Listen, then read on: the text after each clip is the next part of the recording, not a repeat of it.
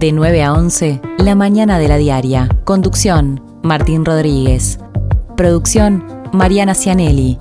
La Mañana de la Diaria.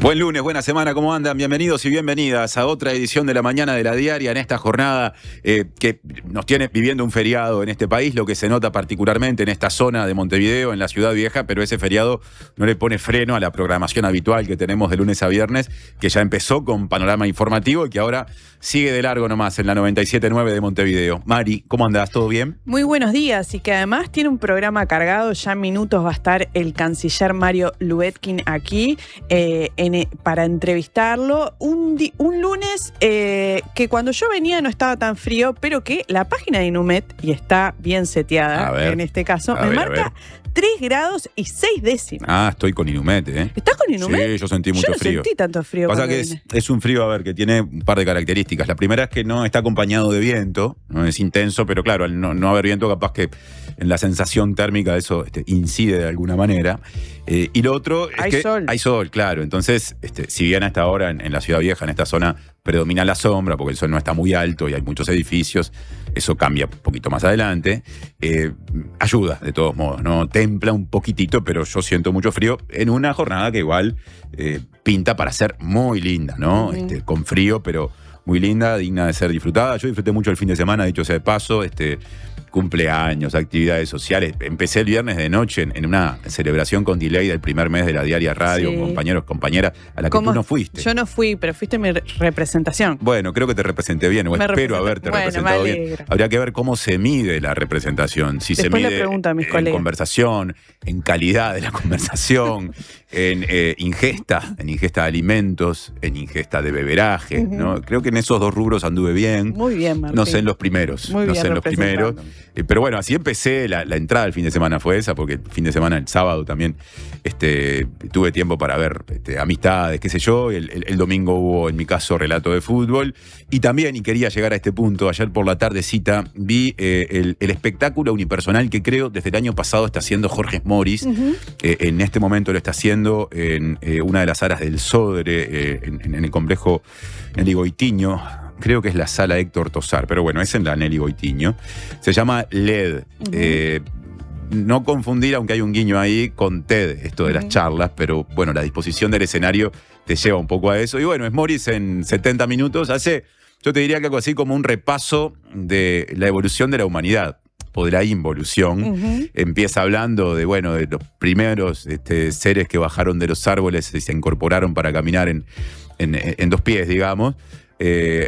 Y llega hasta el siglo XX y se despide con una retirada murguera haciendo cantar a la gente. Así que muy a los Morís, la verdad es que es una obra espectacular donde una vez más uno de los referentes de la cultura uruguaya, particularmente del teatro, demuestra su capacidad, entre otras cosas, para sostener él solo en un espectáculo de más de una hora un vínculo precioso con la gente y sobre todo para proponer un muy lindo espectáculo que pasa por Grecia, por Roma, por la Edad Media, etcétera, y que llega hasta la actualidad. Recomendada, entonces, me la anoto. Sí, recomendada. Estuvo por acá Jorge Morís.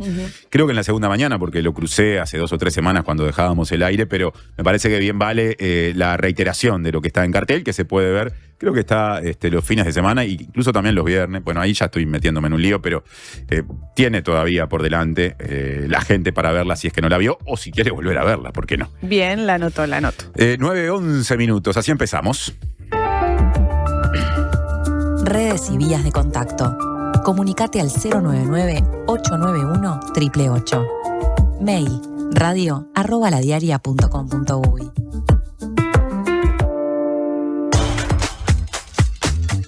Hoy vamos a hacer un doble repaso a la portada de la Diaria. Primero quiero mostrarles la portada web porque viene con novedades. Tenemos otro diseño, no sé cómo se le llama. En fin, estamos estrenando ropa. Sí, un diseño muy lindo, un trabajo muy arduo que desembocó en esta portada hermosa que ya todos pueden ver allí y que invitamos a que lean a través de la nueva web nuestras noticias, pero no vamos a dejar de ver nuestra portada a papel, obviamente. Efectivamente, yo igual quiero quedarme un segundito en esta portada, solo para compartir un título interesante, ¿no? También las portadas de días feriados, después de un fin de semana, son muchas veces portadas de días en los cuales la agenda informativa le puede dar espacio a otros asuntos que cuando las jornadas se presentan con normalidad a veces quedan relegados. El título, y ya pasaría a la otra portada, pero el título de la que estamos viendo dice: el gobierno trabaja en un mecanismo para gestionar casos ante situaciones de vulneración de derechos de niños y de adolescentes. Esto simplemente lo hacemos para hablar de este asunto, pero para también destacar el trabajo del equipo que le puso cabeza a este cambio en el diseño, que acompaña un cambio hecho antes en la edición papel. Y ahora sí, pasamos al papel, porque nos gusta eso, ¿no? De nuestro kiosco imaginario. Y en este caso es interesante ver cómo también en los formatos se destacan temas distintos. Esto que está impreso desde la noche va por el lado internacional. ¿Cuál es el titular destacado hoy? Las protestas de diversos sectores en Bolivia bloquearon el acceso a la capital. El gobierno desplegó las fuerzas de seguridad contra los cortes de ruta, mientras los manifestantes mantienen su reclamo de aumentos salariales y piden la renuncia del presidente Rodrigo Paz. Paz está hace poquito más de 6 meses en el cargo y ya hay una situación política muy densa, muy compleja en Bolivia, que me imagino es un tema que seguirán no solo las páginas de la diaria, sino que también nuestra programación, empezando por Par en el Mundo, el programa que repasa la agenda internacional, que le dedica mucho espacio a asuntos latinoamericanos. Y bueno, lo de Bolivia es en este momento un asunto a seguir y con atención. Pasando a otro tema que destaca la diaria en esta jornada. El secretario de la Presidencia, Alejandro Sánchez, dijo que el gobierno tiene que poner el pie en el acelerador. Entre otras cosas, habló sobre la última encuesta de equipos que otorgó una aprobación a la gestión del presidente Yamandu Orsi de 27% y una desaprobación del 48%, y que también estableció que ese rechazo en el electorado frente amplista creció 15 puntos porcentuales entre febrero y abril. Algunos comentarios más que destaca la diaria y que destacamos a modo de resumen de lo dicho por Sánchez. Dijo que las personas juzgan lo que ven de las políticas públicas, que el gobierno tiene un rumbo que es bueno, en el que hay que profundizar, y que la señal de las encuestas es la necesidad de poner el pie en el acelerador y hacer que las transformaciones, las políticas, se asienten más fuertemente. También destacó la ley de presupuesto nacional, que concretó una duplicación de los fondos para vivienda, al mismo tiempo que se propuso aumentar el sistema de becas y posibilitar que 40.000 adolescentes de educación media pudieran tener alimentación. También dijo que desde el gobierno deben mostrar lo que están haciendo, pero por sobre todas las cosas, hacer más. Para cierre, o ya casi que en modo de cierre de este primer bloque, porque en muy pocos minutos estaremos entrevistando al ministro de Relaciones Exteriores, Mario Lubetkin. Hablando del Poder Ejecutivo, hoy la agenda marca una actividad tradicional porque, bueno, se cumple un nuevo aniversario, creo que son los 215 años, ¿no?, de la Batalla de las Piedras, 18 de mayo de 1811, y habrá, como siempre, en Las Piedras acto oficial. Sí, allí va a concurrir el presidente Yamandu Orsi al obelisco Boulevard del Bicentenario en Las Piedras. Una zona que conoce, que como canario y como intendente de Canelones seguramente visitó muchas veces en ocasiones similares, en otros actos. Ahora vuelve a ir como presidente de la República. Además de la entrevista con Lubetkin en esta semana, que es la semana de nuevas marchas del silencio, empezando por la más convocante, la de Montevideo, vamos a recibir en la segunda hora, después de las 10 de la mañana, a Natalia Ubal, la editora de política de la diaria, que justamente hablará de ese asunto. Sí, va a estar hablando de los discursos que circulan en torno a la dictadura y también de distintas investigaciones que se han hecho vinculadas al negacionismo del terrorismo de Estado de cara a un nuevo 20 de mayo. ¿Tenés el WhatsApp ahí a mano? Tengo abierto, todavía no han llegado muchos mensajes. Bueno, pero yo tengo mensajes igual, ¿sí?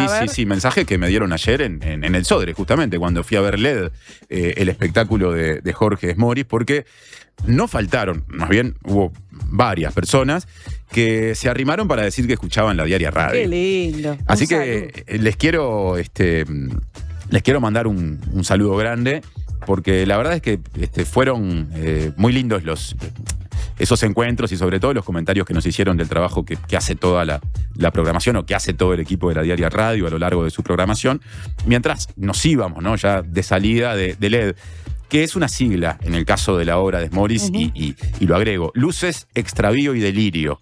Ese es el LED que propone Jorge Smoris. Bueno, preparamos la mesa. Ya viene Lubetkin.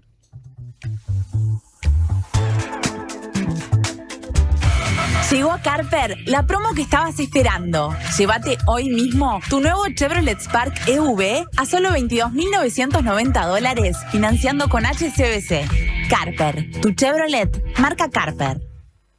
La salud visual es un derecho. En Óptica Guzmán te ofrecemos precios populares y productos de calidad. Tenemos descuentos para afiliados a todos los sindicatos. Seguinos en Guzmán Óptica. Visítanos en Colonia 1457 bis, casi Barrio Zamorín, en la parada del ómnibus. Óptica Guzmán. Vení a ver. Fundación SECOM te invita a ser parte de Tejidos del Corazón. Trae tus agujas y juntos tejeremos para que los niños que más lo necesitan tengan un invierno más abrigado. Te esperamos el domingo 31 de mayo de 10 a 16 horas en Shopping Tres Cruces, Sala de Espera Goes. Organiza Fundación SECOM con el apoyo de Shopping Tres Cruces. En Antel, el futuro lo hacemos junto a quienes impulsan el país. Por eso, acompañamos a las empresas con soluciones seguras en nuestro data center. Y también junto a quienes cuidan el planeta. Por eso, trabajamos en la recolección de residuos electrónicos. Porque el futuro se hace juntos. Antel, el futuro lo creamos juntos.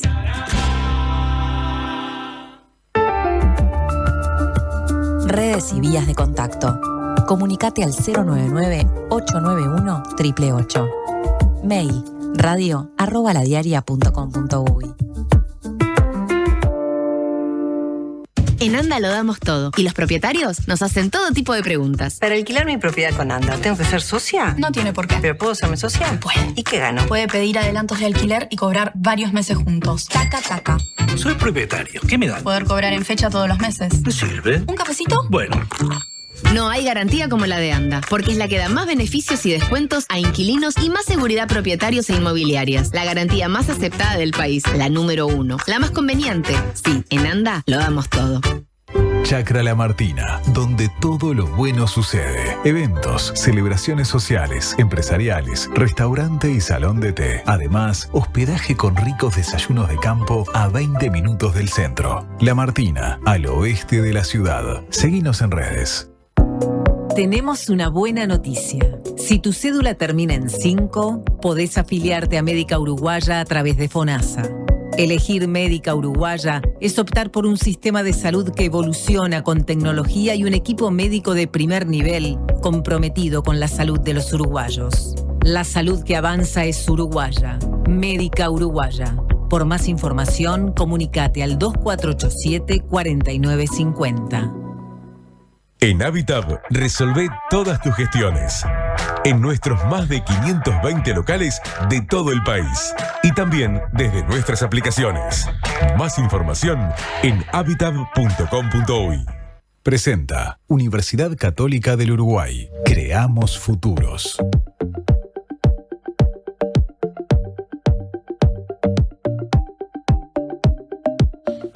9:20 de la mañana, 9:20 de la mañana de la diaria. Momento de entrevista con el ministro de Relaciones Exteriores, Mario Lubetkin.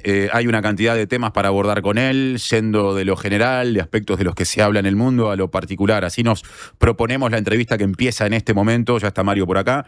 Llegó hace un buen rato a los estudios de la Diaria Radio y le estamos dando la bienvenida. Buen día, Mario. Gracias por estar. ¿Qué tal, Martín? ¿Cómo estás tú? Y pido disculpas por la voz, pero estoy con una laringitis, pero bueno, no tenía que fallarlo, sí, acá estoy. Ahí está. Bueno, son bastante comunes en esta época del año. Sin duda. En todo caso, lo más cerca que se pueda del micrófono siempre ayuda.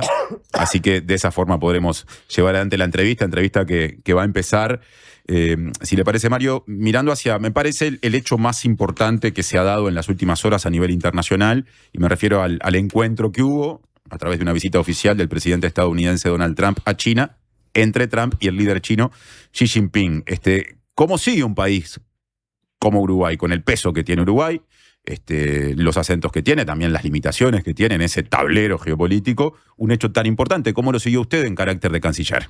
Bueno, obviamente con mucha atención, viendo lo que se dice y lo que no se dice, pero yo creo que si se escucha con atención las palabras en el brindis, tanto de Xi Jinping como Trump, dan señales claras de cómo va a ser el recorrido futuro.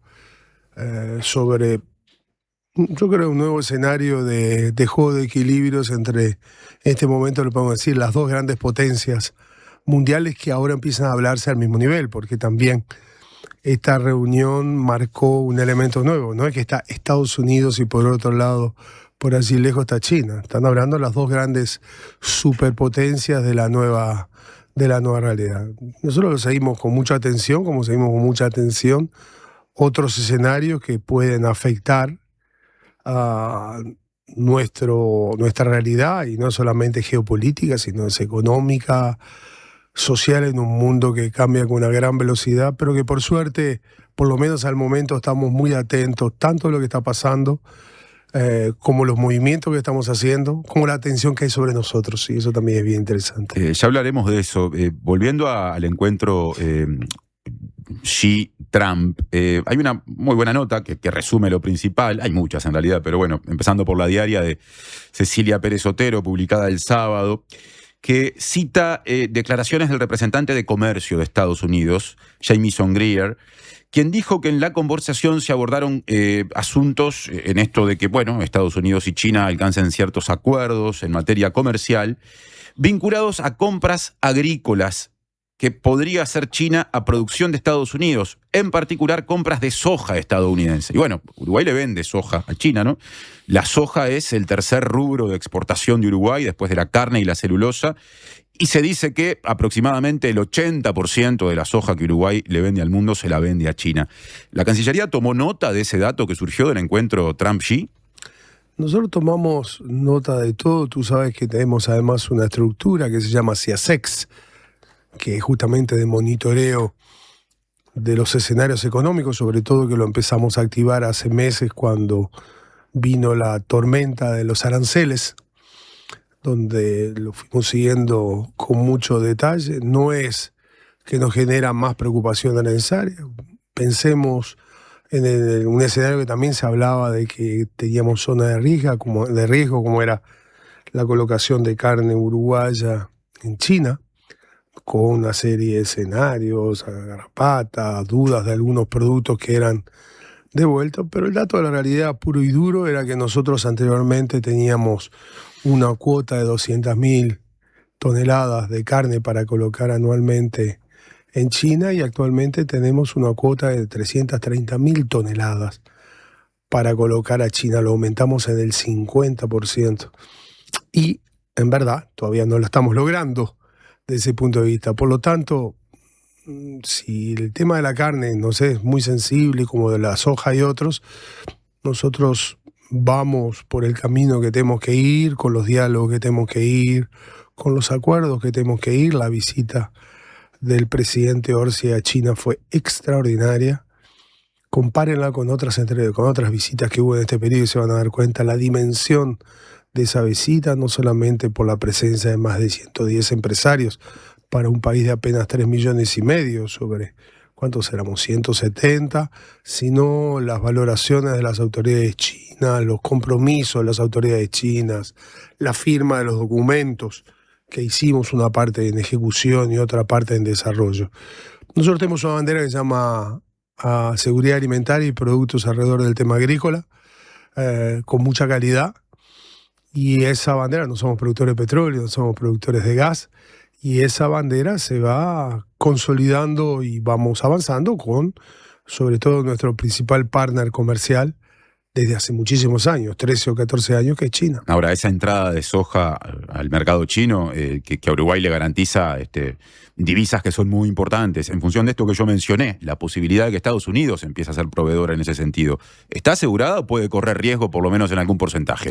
Yo diría que seguro es algo que se murió hace mucho tiempo, pero lo que sí puedo afirmar es de que la tendencia de acción en el ámbito comercial con las autoridades chinas solo va a ir en el ámbito del crecimiento. Por otro lado, van 18 días de vigencia, si no me equivoco, provisional del acuerdo entre la Unión Europea y el Mercosur. Para respuesta breve, antes de pasar a asuntos de fondo vinculados a ese acuerdo, ¿qué quiere decir provisional? ¿Qué implica? Implica que los europeos no lo ratificaron, como lo ratificamos los 4 países del Mercosur, y que ellos encontraron, la Comisión Europea encontró un camino, un atajo, que es la potestad que tenía la presidenta de la Comisión Europea, la von der Leyen, y su gente, de poder activar un mecanismo provisorio mientras la justicia europea evalúa el pedido de los parlamentarios europeos sobre 3 puntos básicos que debería ratificar la legalidad absoluta del acuerdo entre la Unión Europea y el Mercosur. Pero según lo que dan los promedios a ese tipo de evaluaciones jurídicas, no va a ser antes de mediados del próximo año. Por lo tanto, a nuestros fines trabajaremos serenamente a partir de la cláusula provisoria, porque pone a funcionar al 100% al acuerdo Mercosur, al histórico acuerdo Mercosur-Unión Europea. Da la sensación de que, pensando en el vínculo Mercosur-Unión Europea, pero mirando hacia adentro del Mercosur, el principal asunto en este momento es el reparto de las cuotas de ingreso al mercado europeo en este nuevo marco vinculado al acuerdo. ¿Cómo va ese proceso del que usted habló la semana pasada ante la Comisión de Asuntos Internacionales de la Cámara de Representantes? Y fue lo que dijimos allí. Nuestros equipos negociadores hicieron lo imposible, con toda la creatividad posible de llegar a un acuerdo antes del 1 de mayo. No lo logramos, yo no dramatizaría más de lo necesario. Si seguimos otras clases de acuerdo en serio de integración, los acuerdos de integración tienen tantas marchas para atrás y marchas para adelante, y menos se puede analizar apenas 15 días después que nace. Hay que analizarlo 3, 6, un año después para ver líneas de tendencia. Analizar ahora no tiene ningún valor en absoluto, más allá del efecto puntual que puede generar, que necesariamente es lo que se exprese a mediano y largo plazo. Ahora, perdón, Mario, ahí usted mencionó la fecha del 1 de mayo porque, claro, estaba previsto que se alcanzara, o había una fecha marcada para que se alcanzara ese acuerdo intra-Mercosur al 1 de mayo, que no se consiguió. ¿Qué es lo que está pasando ahora? ¿Cómo se están repartiendo las cuotas sin acuerdo? Hay alguien que usa el término de la ley de la selva, Quien llega primero se lleva lo que es el número de la cuota. ¿Qué pasó ahora levemente con los argentinos en relación a la miel? Pero tenemos que entender que en el caso, por ejemplo, de la miel, era el primer tercio de 3 tercios de lo que corresponde a este año. O sea, estamos hablando... Hay sectores nuestros a los cuales, primero, nosotros seguimos en la negociación, estamos muy en sintonía con una propuesta argentina para promediar, un concepto de promediar. Estamos un poco distantes de la propuesta brasilera y de la propuesta también de nuestros amigos paraguayos llevarla al 25%. Sí, en las negociaciones.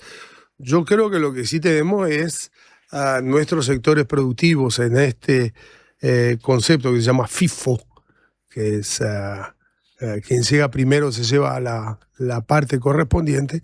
Hay sectores nuestros que están preparados para eso, porque no es la primera vez que nos encontramos en este escenario. ¿Cuáles puntean ahí? ¿La carne es uno de ellos? Carne y arroz, sin duda. Pero puede haber otros, pero estos son de los principales nuestros. O sea, en este escenario del que llega primero, sí, accede, son los dos que corren ventaja. Y otros también. Yo lo que diría es, estamos caminando en un doble escenario, una doble carretera. Por un lado, cerrar el acuerdo, que esperemos hacerlo antes de fin de año, y por otro lado, que los sectores privados estén y se están preparando para estos elementos de coyuntura de este periodo. Lo habíamos dicho más de una vez, 2026 es el año del acomodo. Estamos hablando de acuerdo a 10 años, pero no de 10 años, a 10, a 20, a 30. El acuerdo de los famosos 25 años de discusión es para este primer tramo de liberación de los productos a arancel cero en la inmensa mayoría. Pero eso va en un periodo gradual en la cual, entre acuerdos y preparaciones nuestras, tenemos que ir avanzando. Nosotros nunca nos preparamos a procesos de integración de esta dimensión. Es lo que iniciamos ahora. Eso es un cambio cultural y de visión, que es el tema central en el cual yo creo que todavía no lo hemos asumido en toda su dimensión. Me interesa que profundice en algo que mencionó brevemente cuando empezamos a hablar de este asunto, ¿no? En esto de buscar el acuerdo para la adjudicación definitiva de las cuotas, mientras rige este sistema de accede el que llega primero. Usted dijo que Brasil tiene una estrategia, que Paraguay tiene otra, o presentó otra propuesta, y que Uruguay y Argentina están en sintonía. ¿Cómo es concretamente lo que defienden Uruguay y Argentina como posibilidad? ¿Y qué diferencia esa propuesta de la paraguaya y la brasileña? La propuesta nuestra con los argentinos como conceptos es pasarnos en el historial de las exportaciones con la Unión Europea y sobre eso articularlo. Sentido lógico, sentido común. Durante tantos años exportamos X, mantengámoslo. La propuesta de los amigos brasileros básicamente plantean historial de la exportación en el mundo. y eso acomoda ciertas realidades. Brasil tiende a vender más al mundo, está bien leerlo así. Tú me preguntaste cuál es y yo te respondí cuál Interpretación. es. ¿Y Paraguay? Y Paraguay quiere el 25% equitativa y es a los 4. Que hay interpretación de nuevo, es el país más chico del Mercosur en términos de lo que le vende al mundo, un 25% podría servirle para vender más. Sí, si los otros aceptan pasar de X al 25. Es parte de este proceso. ¿Sabes lo que es? El problema será porque lo he seguido con mucho detalle todas las negociaciones de la Unión Europea durante muchos años. Es todo lógico lo que está pasando. Es todo sereno. Simplemente nosotros tenemos que sacar el máximo posible y preparar a los nuestros de la mejor forma. Ese es el desafío que tenemos. Y eso es lo que trataremos de desarrollar el 26. Por eso estamos tomando un conjunto de medidas que es bueno que la población sepa. Por un lado, naturalmente, en el diálogo directo con las empresas, sobre todo las empresas más afectadas, pero por otro lado la potencialización que le estamos dando a Uruguay 21, ese instituto de promoción, porque nosotros tenemos un gran problema. Esta es la hora para que hubiera un Ministerio de Comercio Exterior.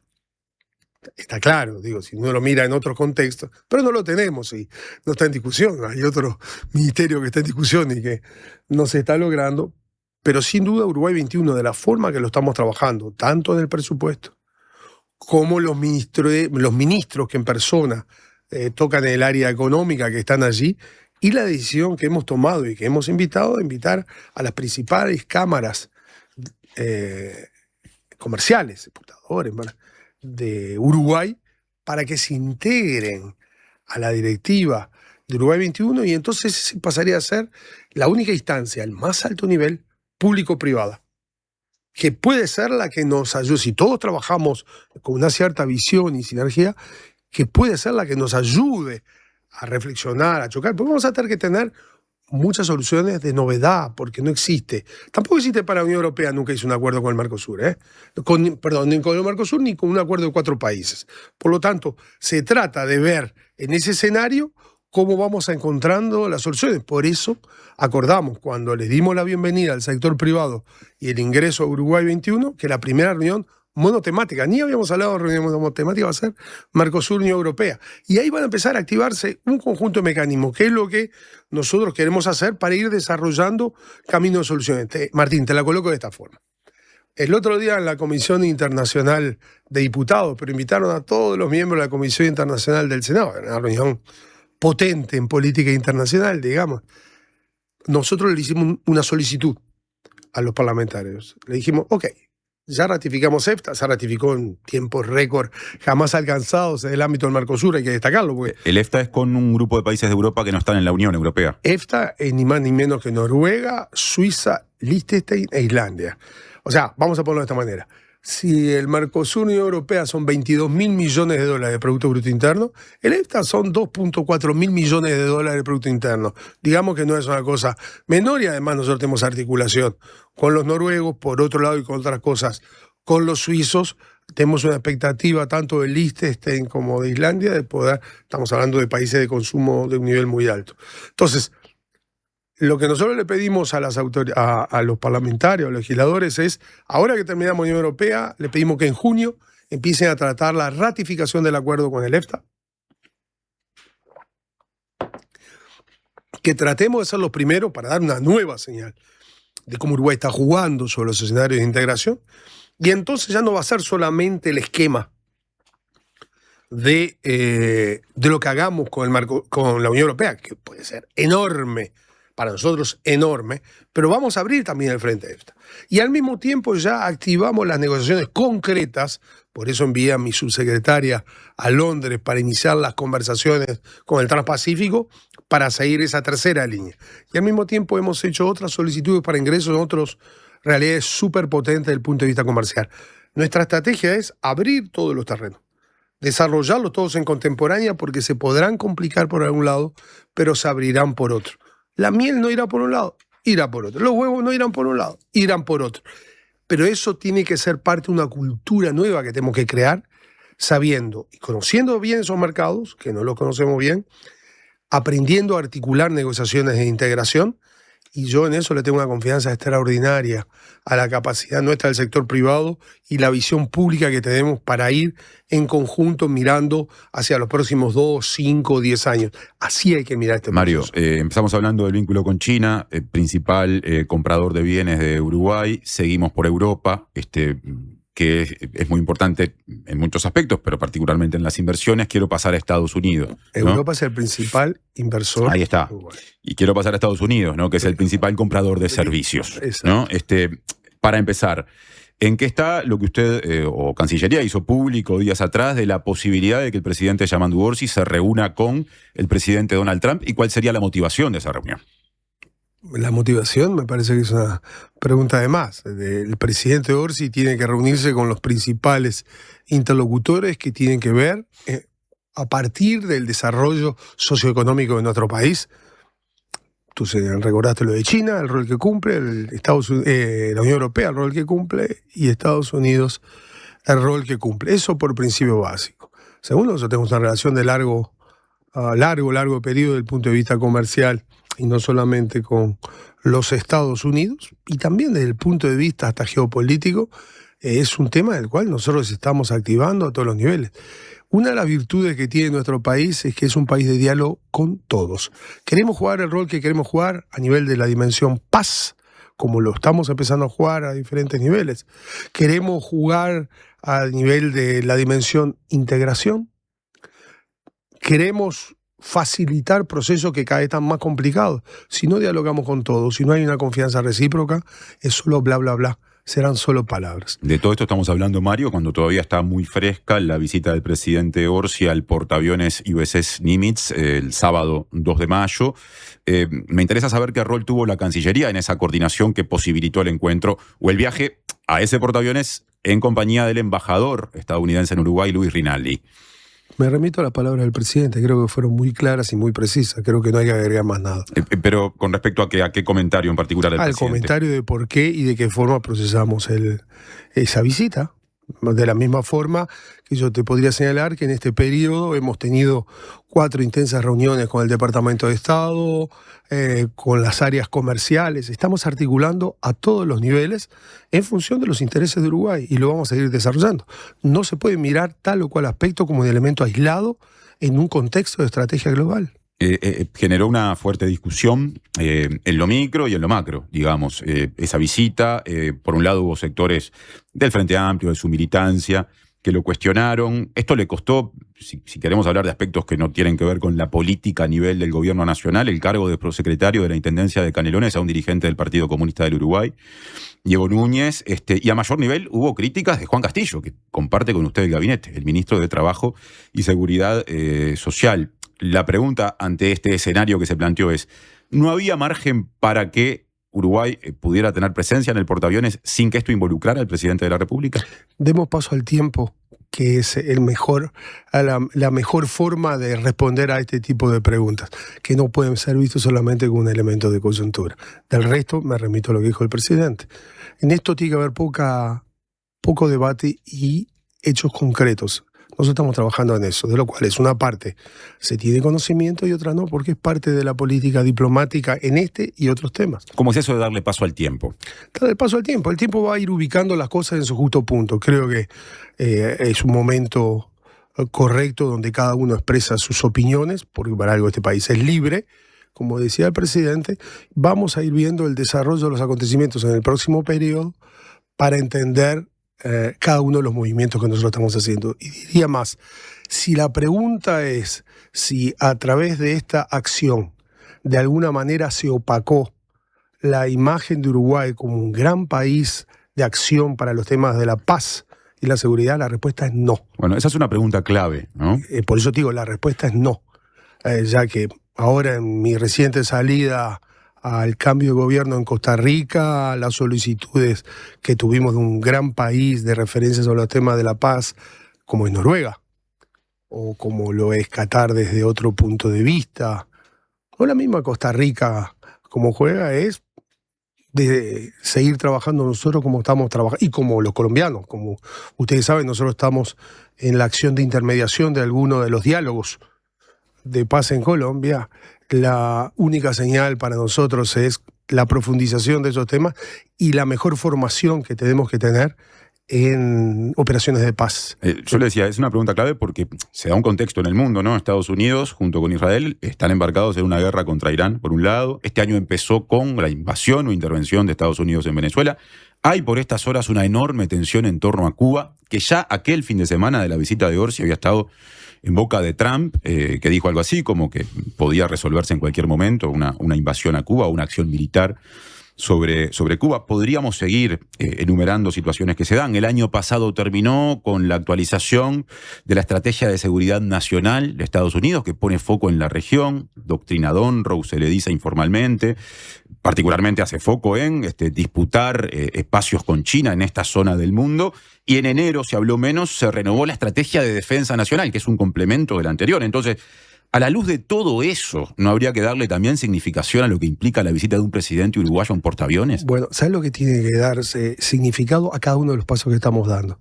Si tú hiciste una suma de cosas y yo te doy una suma de cosas de respuesta.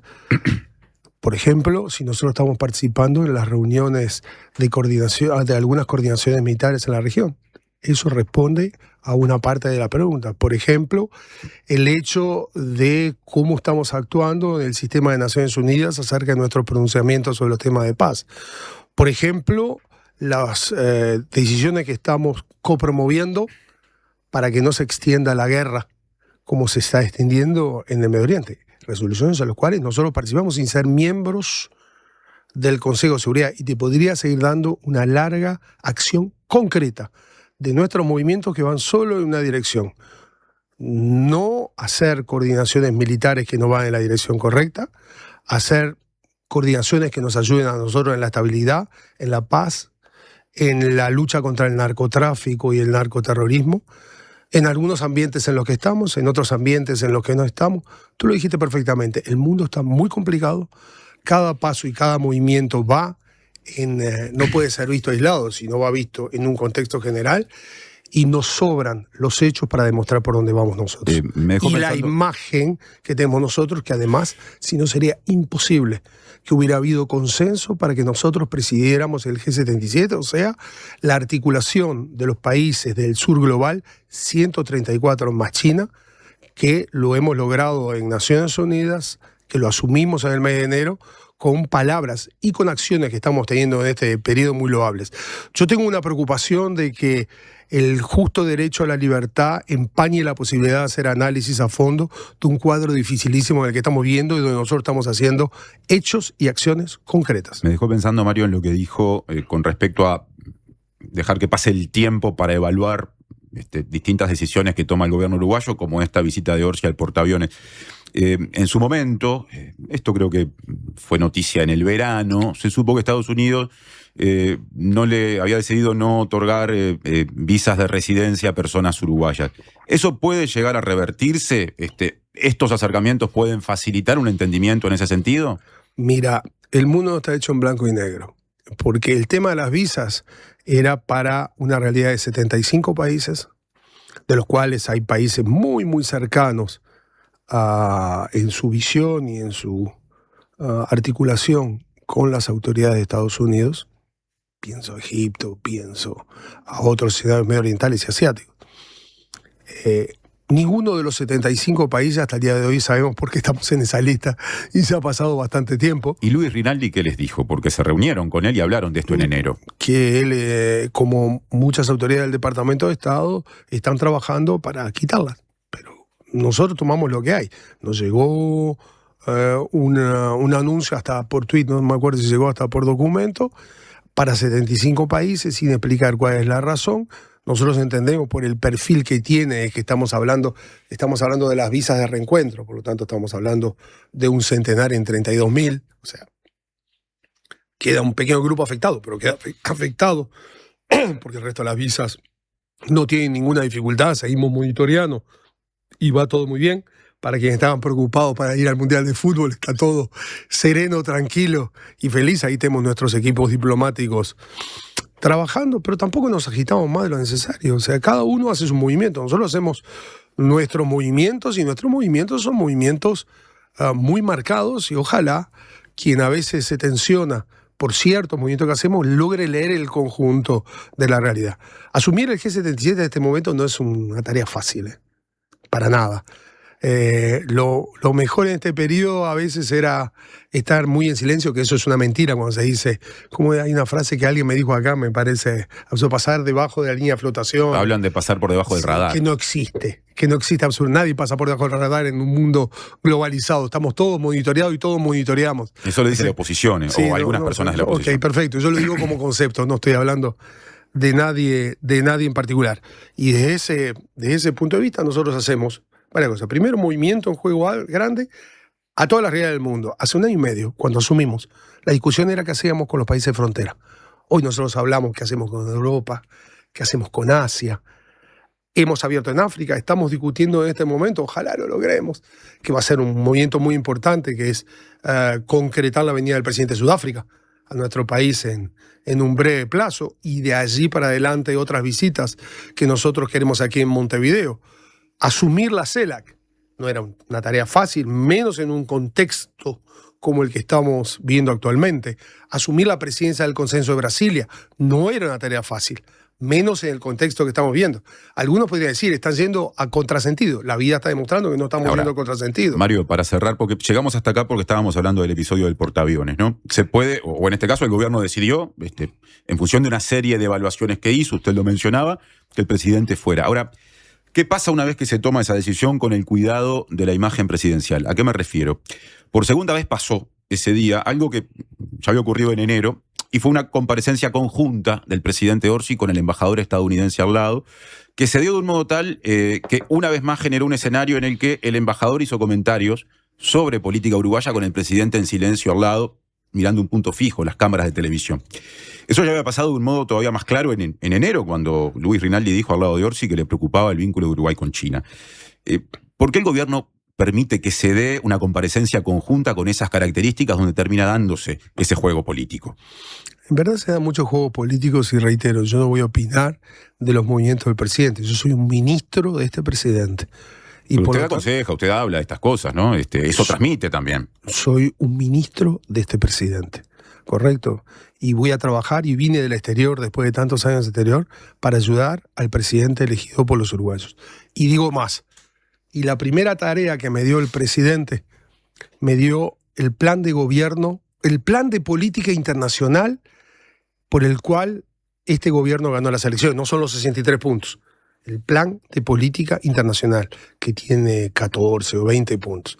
Yo sí le puedo asegurar, si usted estudia ese plan de política internacional de la campaña electoral, que estamos ejecutando más del 80% en la dirección de lo que el Frente Amplio discutió. Y ese para mí es el punto clave de todo el juego. Les propongo, Mario, una breve pausa y venimos con la segunda parte de la entrevista. Seguimos pausa mediante hablando con el ministro de Relaciones Exteriores, Mario Lubetkin, en La Mañana de la Diaria. Presentó Universidad Católica del Uruguay. Creamos futuros.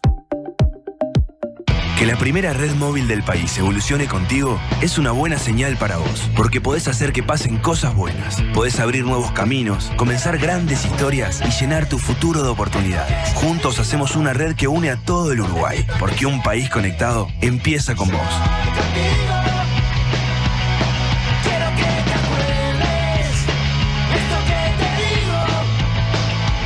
Red y cobertura donde vayas. Tigo, lo bueno pasa contigo. Si cuando pensás en el futuro sentís que tu voz interior deja de hablarte normal y empieza a hablarte de una forma extraña, particular, utilizando un lenguaje excéntrico y un tono exacerbado, mientras escuchan sonidos de efectos especiales y música dramática, es porque te estás haciendo demasiado la película. La mejor forma de prepararte para el futuro es con Ahorro Más Vida de Banco de Seguros del Estado. Consulta con tu asesor de confianza en nuestras oficinas o en bse.com.uy. En Vida BSE podés confiar toda tu vida.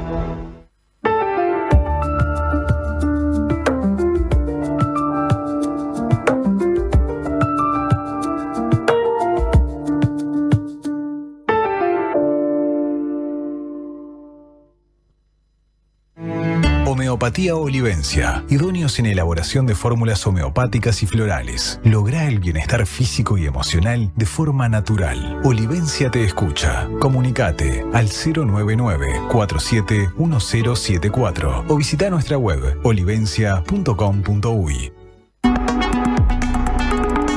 En la edición de mayo de Le Monde Diplomatique Uruguay, la juventud latinoamericana subsiste a pesar de la pobreza, el narco y la ultraderecha evangelista.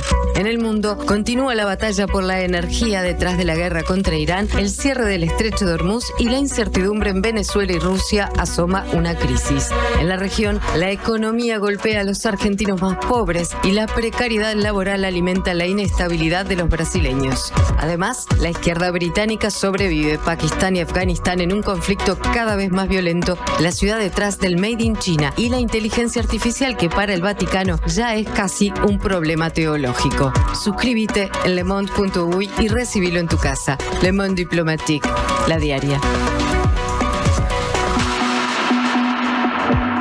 Presenta Suzuki, el mejor valor de reventa en el mercado. 9:53 de la mañana, 9:53 de la mañana de la diaria. Seguimos en conversación, en entrevista con el ministro de Relaciones Exteriores, Mario Luetkin. Mario, justamente en su carácter de integrante del gabinete, me interesa tener su opinión con respecto al resultado que arrojó la reciente encuesta vinculada a la gestión presidencial de equipos consultores. Se hizo en abril y otorgó una aprobación a la gestión del presidente Yamandu Orsi, luego de una caída que quedó en 27% y una desaprobación, luego de un aumento que quedó en 48%, lo que da saldo negativo de 21 puntos. ¿Qué lectura hace? Primero, no soy especialista de encuestas. Segundo, he visto todo tipo de encuestas que muchas nos sorprendieron porque se basaban en ciertos aspectos que después no resultaron. Pero dejemos de lado esto. Asumamos de que efectivamente hay preocupación, sobre todo de la base de votantes frente amplista, que las cosas no salen rápido. El primer elemento que hay que tomar en consideración es que rápido van a salir solamente las cosas de emergencia. Las cosas de rápido y de transformación estructural no se resuelven con las emergencias. Y lamentablemente el mundo está hecho de esta manera y por lo tanto necesita tiempo. O sea, hay algo que dijo el secretario Sánchez, que es acelerar a partir de un conjunto de ideas que se están llevando adelante. Yo siento, y conociendo el gabinete que me toca integrar, de que cada uno está pensando cómo acelerar en su punto de vista. Yo lo digo desde el mío, porque cada uno tiene que asumir sus responsabilidades. No es que podemos hablar en genérico, por algo el presidente nos colocó en cada uno de los puestos. Y yo digo que en el caso del Ministerio de Relaciones Exteriores, que trabaja transversalmente con los diferentes ministerios, logramos una supercarretera, Acuerdo Unión Europea-Mercosur. Esa supercarretera tiene que llenarse de autos que muevan esa dinámica. Ahora, ¿eso lo vamos a tener en 2 o 3 meses? Sí, fue maravilloso que el día 2 de mayo, primer día hábil, productores de pesca hayan podido hacer una exportación a Lituania con 0 aranceles y por lo tanto ganando más o por lo tanto colocando a precios menores. ¿Qué habrá habido en estos 15 días de otra cosa? Todavía no lo sabemos. Pero este tipo de cosas, para entender si vamos avanzando, le podemos pasar línea al 3er mes, al 6º mes, en verdad al año, para entender cuánto colocamos más y cuánto colocamos reduciendo costos. Ahora, pero más allá de eso, volviendo a la encuesta, Mario, no tiene que ver con la encuesta. Pero está claro que el Ministerio de Relaciones Exteriores maneja asuntos muy sensibles, pero que quizá en la vida cotidiana la gente no sea los que más sigue, ¿no? Es decir, hay otras áreas en las que se da una cercanía mayor con las temáticas. Pero quiero ir a lo siguiente. Estos números hicieron que gente que está vinculada al Frente Amplio, responsabilidades muy importantes, por ejemplo, la vicepresidenta de la República, Carolina Cose, haya declarado la semana pasada en Canal 10 que ya entendía que estos números daban cuenta de que se encendió una luz amarilla que ameritaba un autoexamen, una especie de autocrítica hacia la interna, a nivel de quienes están formando parte del gobierno, de las cercanías del poder en este momento, para, tratar de revertir ese proceso de vínculo del gobierno con la opinión pública. ¿Usted comparte esa mirada o ese encare? O sea, el hecho de que el gobierno comunique mejor Sería eso. No sé si es que comunique mejor o que piense o repiense lo que eventualmente en términos de acciones políticas no ha salido bien o no colma a la gente. Pero era lo que yo te respondía antes. Si el secretario de la Presidencia está señalando que hay que acelerar sobre los planes concretos, ¿significa eso? Dejar el bla, bla, bla, si fuera el caso, y acelerar a resultados. El problema es cuándo van a estar esos resultados. Yo te iba a ese momento. Porque cualquiera de los aspectos de transformación importante, tanto del punto de vista de la reducción de la pobreza como la reducción del desempleo, necesita tiempo, se quiera o no se quiera. Por eso es que, y parece, sí, lamentablemente tú tienes razón, parece que trabajando en política exterior estás en la estratosfera, pero no, porque eso hoy en la estratosfera, pero dentro de 6 meses no, y ahí tú cuando me entrevistes de vuelta vas a decir, bueno, pero tú hace 6 meses decías A, B, C. Por eso hablo de soluciones de emergencia. Hay otros ministerios que tienen que trabajar sobre soluciones de emergencia y después las soluciones a mediano y a largo plazo. Esa es la parte que nos toca a nosotros. Pero yo te hablo de resultados concretos. Vamos a jugar en números, que es incorrecto hacerlo así, y menos todavía cuando tenemos un extraordinario ministro de Economía que tiene toda la responsabilidad al respecto. Hace una semana, 2 semanas, porque también, ¿dónde se mide el resultado de la política exterior? Se mide si ayudamos a reducir pobreza, ayudamos a aumentar ocupación y ayudamos a crecer inversiones. Punto. Ese va a ser el resultado final para demostrar si hicimos bien o si hicimos mal las cosas. Ahora, veamos lo que pasó hace 2-3 semanas. Los anuncios de 2-3 semanas. 1. Anuncio de un grupo poderosísimo brasilero de que va a ser una inversión muy fuerte en Punta del Este en un escenario que oscila de 400 a 500 millones de dólares, que va a cambiar la faz, porque además... Eso es el proyecto del Hotel Enjoy, sí, o sí, en el hotel que ahora se llama así. Que se va a llamar Ciudad Jardín, porque con el presidente Orsi y el ministro de Economía estuvimos con los 30 empresarios más potentes de Brasil el otro día en un viaje que hicimos por pocas horas a Brasil y estuvimos con todos ellos, que nos explicaron estos proyectos y otros que anunciaron, pero que se anunciará en el momento que efectivamente se concretice. Se hizo el cambio de la telefónica. Entró una nueva telefónica, una inversión de 500, 600 millones de dólares. Digo, las cifras exactas no las tengo en mi cabeza. Digo que adquirió Movistar. Correcto, gracias por complementarme. Es decir, hay toda una serie de inversiones, entre comillas, pequeñas. Pongamos, cuando fuimos al frigorífico Tacuarembó, de una de las principales empresas que lanzó la línea de hamburguesas.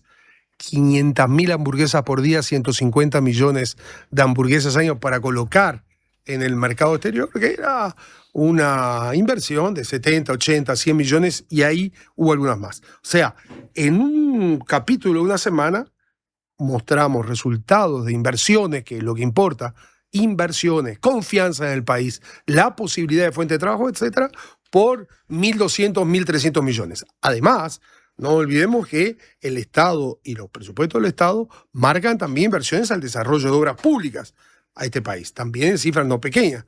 ¿Cuántos serán? 2.000 y tantos millones de dólares. O sea, lo que digo es que a un año o a 14 meses de entrada del gobierno empiezan a aparecer resultados que en general aparecen en el segundo o tercer año. Ahora, Mario. Y digo más, discúlpame.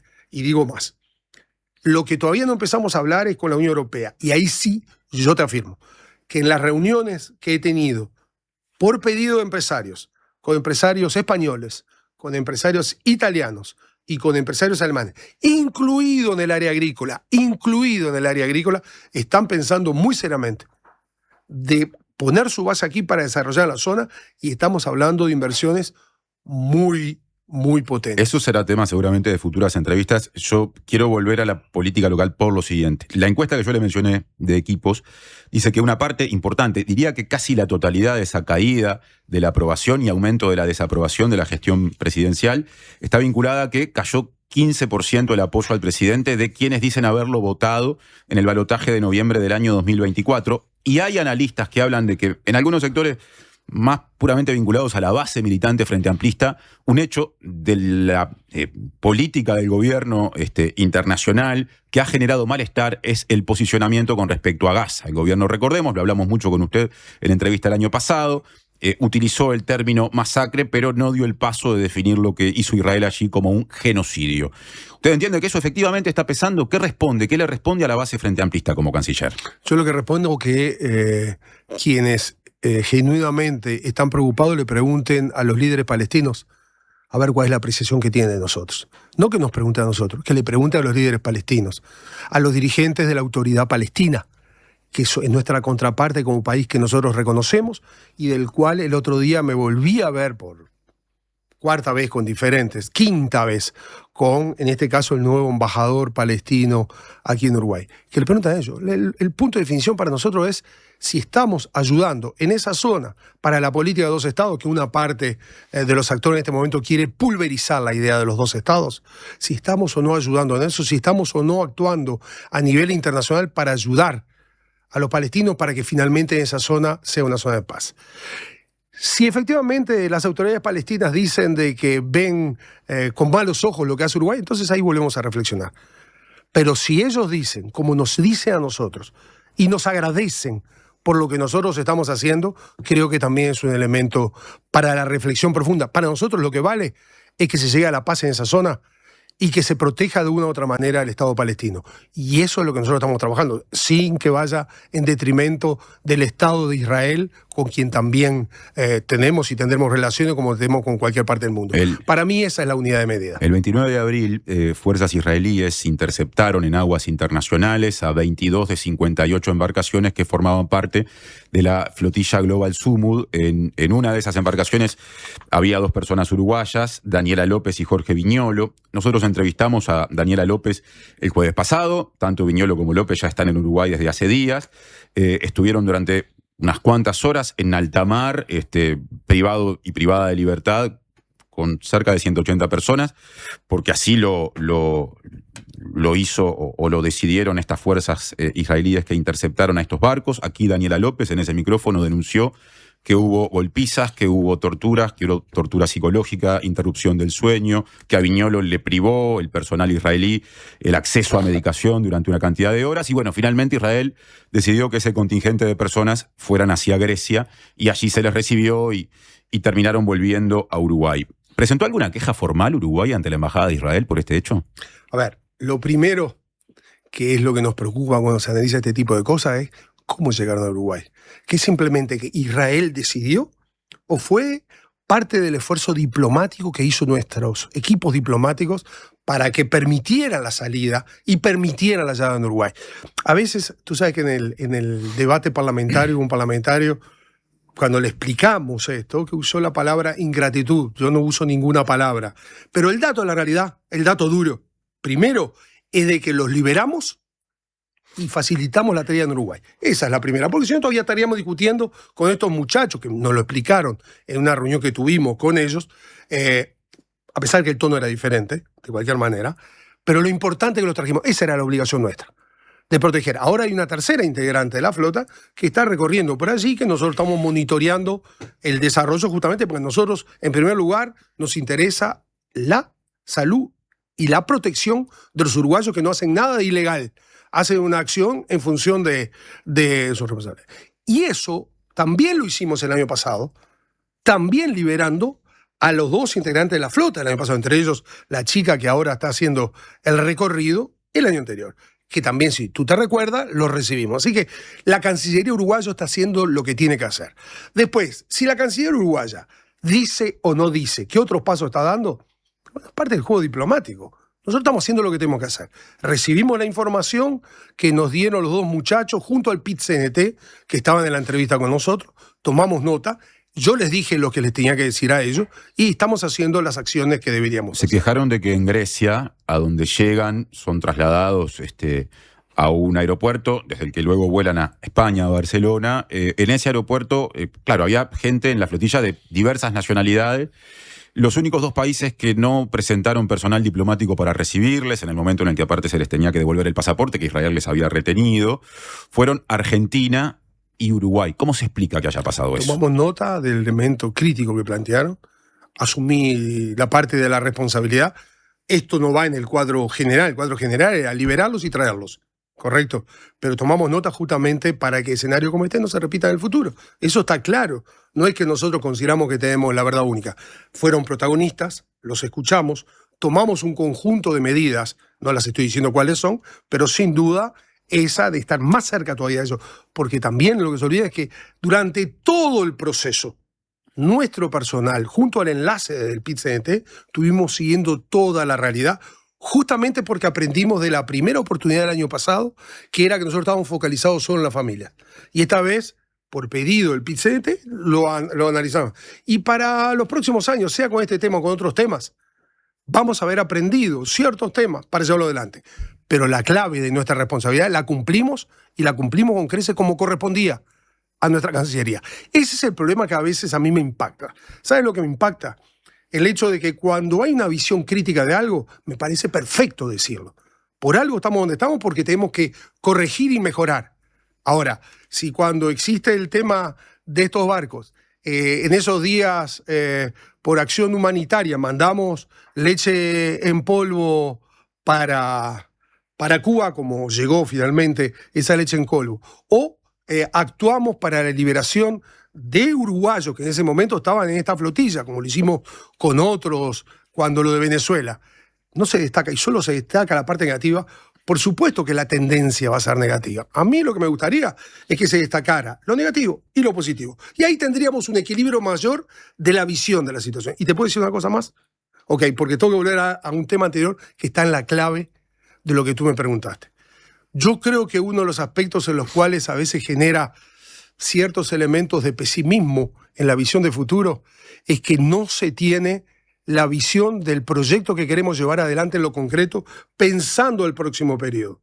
A ese Uruguay que nos imaginamos, que lo vamos a accionar de diferentes maneras. Mientras no seamos capaces de generar la proyección, la idea y el sueño de ese Uruguay, que es el que estamos trabajando, naturalmente va a primar solamente la parte negativa y la parte crítica. Y allí va a ser difícil expresar lo que estamos haciendo. Mario, estamos muy pasados de tiempo y yo le quiero hacer dos preguntas concretas vinculadas a temáticas de derechos humanos asociadas al pasado reciente en esta semana, que es la semana de las marchas del silencio. Por un lado, hace bien poco la Fiscalía de Crímenes de Lesa Humanidad denunció penalmente que Roberto Freddy Amorín Maciel y otros 2 ex militares prófugos en el exterior, Tabaré Camacho y Jorge Grau, siguieron cobrando su pensión. Y en el caso de Amorín Maciel esto tomó estado público porque lo hizo tras obtener una fe de vida librada o emitida por el consulado uruguayo en Miami. ¿Cómo se explica lo que pasó y qué está haciendo Cancillería para esclarecer ese hecho? Mira, técnicamente te lo podría explicar en relación a qué es lo que se puede hacer y lo que no se puede hacer por los parámetros legales, pero eso vale muy poco. La construcción, porque esa denuncia además se la dio familiares a el presidente de la República, y el presidente de la República inmediatamente me lo entregó para que actuáramos. Hemos tomado medidas, hemos actuado para que efectivamente algo como eso no se vuelva a repetir. Por otro lado, la semana pasada en Bruselas, en la sede del Parlamento Europeo, una abogada defensora de militares uruguayos que están presos, Graciela Figueredo, y un abogado que se dedica a lo mismo, Emilio Mikolic, cuestionaron a la justicia uruguaya, dijeron que ha encarcelado sin pruebas a militares, y a su vez el 10 de marzo, antes, 31 eurodiputados y diputadas de extrema derecha le habían reclamado a Orsi la liberación de militares y policías que están presos por crímenes cometidos durante el terrorismo de Estado. ¿Cómo sigue Cancillería esos movimientos políticos? No, fueron a más. Dijeron de que la democracia está en cuestión y que con esa política demuestra que este país no es democrático, y dijeron más todavía, que si fuera necesario irían ante las autoridades de cooperación europea para tratar de bloquear nuestros fondos. Primero estamos hablando de 31 en 700 y tantos parlamentarios, por lo tanto estamos hablando de una cosa pequeña, pero nosotros lo hemos tomado con mucha seriedad. Primero, porque no aceptamos a nadie que ataque a nuestro sistema democrático, a nadie. No aceptamos a nadie que hable que acá hay presos políticos, a nadie, no lo aceptamos. Eso no es la visión de este país. Y tercero, lo hemos charlado, porque por suerte tenemos muchísimos amigos en el sistema parlamentario, y lo hemos hablado con parlamentarios de diferentes sectores, de centro, de izquierda y de derecha, no de extrema derecha, que son los que, no de los de extrema derecha, que son los que están haciendo esta actuación, para que nos orientaran cuáles serían los mejores pasos a dar. Ellos dicen que no tienen ningún significado, que no va a ser ningún bloqueo, pero que vamos a estar trabajando en conjunto entre los 500 o 600 parlamentarios que tienen la visión correcta de todo esto, versus los poquitos que no la tienen, para que este tipo de cosas no pasen. No pase porque jamás nadie se atrevió a decirnos a nosotros que este no es un Estado democrático. Jamás nadie, desde que cayó la dictadura, se atrevió a decir que acá hay presos políticos. Y nosotros, y nuestra responsabilidad, con el monitoreo, con el trabajo de nuestros diplomáticos y nuestra acción política, vamos a mantenerlo, preservarlo y reforzarlo sin duda. Gracias, Mario, por la visita. Estamos cerrando así la primera entrevista del día. Ahora hacemos una pausa, vendrá Mariana Cianelli, vamos a actualizar información y después recibiremos, hablando de derechos humanos, a Natalia Ubal, que viene con un informe a propósito de los discursos negacionistas con respecto al terrorismo de Estado. No se vayan. Presentó Suzuki. Tu nuevo auto ya tiene un comprador.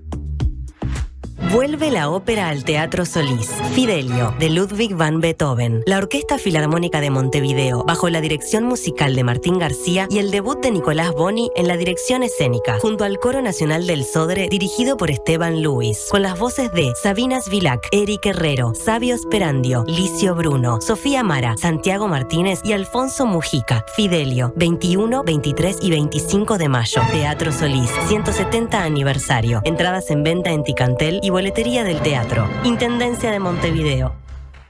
Se viene el invierno y el Megal queremos hacértelo más liviano.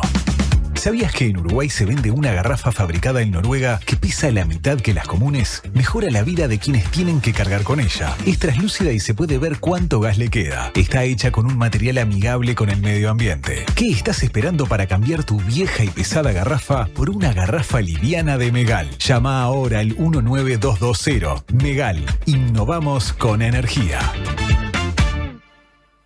Prevení dolores cervicales y de espalda. Ajustá la altura de la pantalla. Elegí sillas con buena sujeción lumbar. Prevení. Preasociate a la Española. 1920-1234 o preasociate.com. Una radio para escuchar todo el día. La Diaria Radio 97.9. ¿Qué es mejor? ¿La hamburguesa o el choripán? ¿La Rambla o el Parque? Nosotros no sabemos. Lo que sí sabemos es que para cobrar tu sueldo, mejor en tu banco. Es mejor porque abrís tu cuenta 100% online y porque tenés la nueva tarjeta internacional Brow Recompensa Mastercard Débito. También es mejor porque tenés adelanto de sueldo sin intereses. Y es mejor porque tenés la seguridad y confianza de siempre en el banco de siempre. Abrí tu cuenta sueldo a través de eBrow. Te lo repito, tu sueldo mejor en tu banco. Banco República, nuestro banco país. Infórmese sobre la garantía de depósitos en su institución de intermediación financiera o en www.copap.org.uy o vía infocopap@copap.org.uy. El Alemán al Auditorio del Sodre. Último disco de Gerardo Dorado, El Alemán. Yo, ¿quién sería? El Alemán, 26 de julio en el Auditorio del Sodre. Entradas en Ticantel.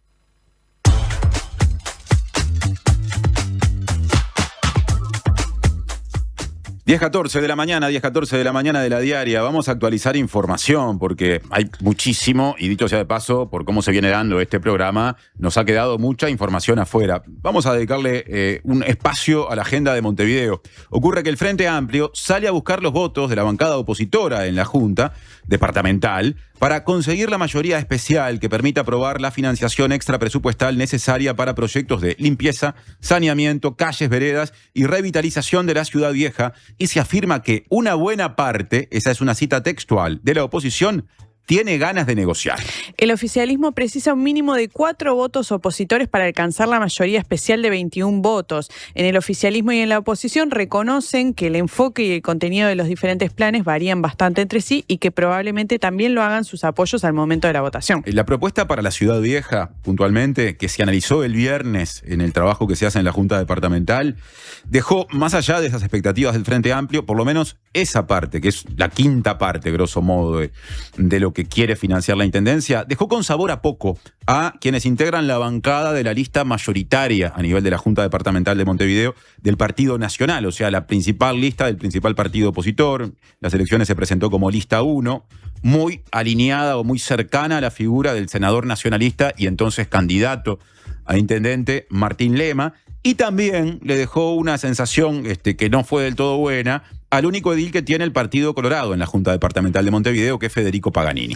Paganini ha sido uno de los ediles opositores con más apertura hacia los planteos de la Intendencia de Montevideo, al igual que los integrantes de la lista 22 del Partido Nacional, recordemos Nicolás Hernández y Joaquín Campos. Sí. Entonces, bueno, este dato suma de alguna manera o pone un poco en cuestión qué va a pasar con esa votación, ¿no? Claro, esa lista 22 que mencionaste del Partido Nacional originalmente tenía una tercera integrante, una banca más, pero la edila, de eso hablamos bastante hace cerca de un mes en este espacio, terminó cambiando de sector o declarándose independiente dentro de la bancada del Partido Nacional, lo que se interpretó como un guiño a las posturas de una oposición más dura, que son las que predominan en la bancada blanca. Los proyectos de los que estamos hablando son proyectos por los cuales la Intendencia lo que aspira a conseguir es una financiación adicional, o sea, por fuera del presupuesto, por eso requiere una mayoría especial de cerca de $300 millones. La Junta está a la espera de que el Tribunal de Cuentas se expida sobre el proyecto en sus 5 partes para luego someter los proyectos a votación de forma separada. Esto es clave, porque puede abrirse el juego a que una parte de todo lo que quiera hacer la Intendencia se apruebe y otra no. Distinto sería si todo fuera parte de una propuesta cerrada, ¿no? Claro, por ejemplo, esto de Ciudad Vieja que no está conformando a algunos ediles. Podría pasar que no se vote. Claro, de repente esa es la explicación que permite que convivan, en el mismo repaso que estamos haciendo, una visión optimista, que fue la que destacamos en el título, que tiene el Frente Amplio, con la visión crítica con respecto a uno de los 5 puntos que manifiesta la oposición. Son las 10 horas con 17 minutos. Seguimos haciendo La Mañana de la Diaria. De 9 a 11, La Mañana de la Diaria.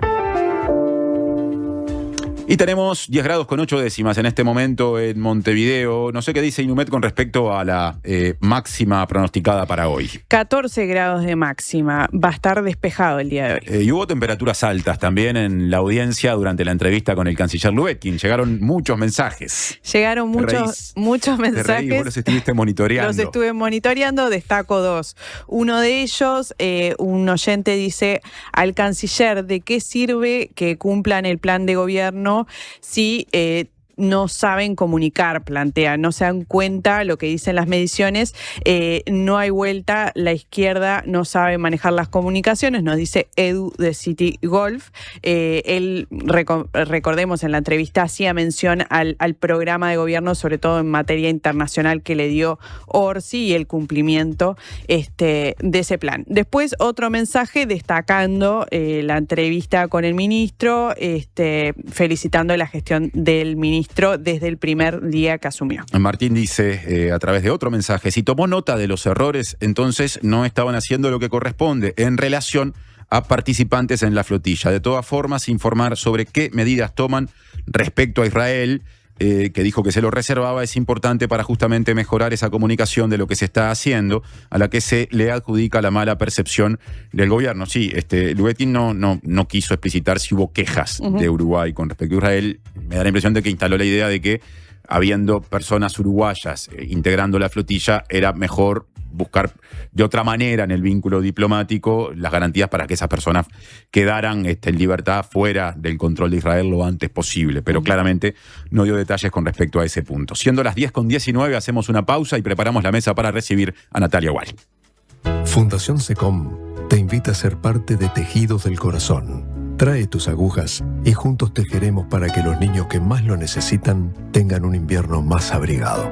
Te esperamos el domingo 31 de mayo de 10 a 16 horas en Shopping Tres Cruces, Sala de Espera Goes.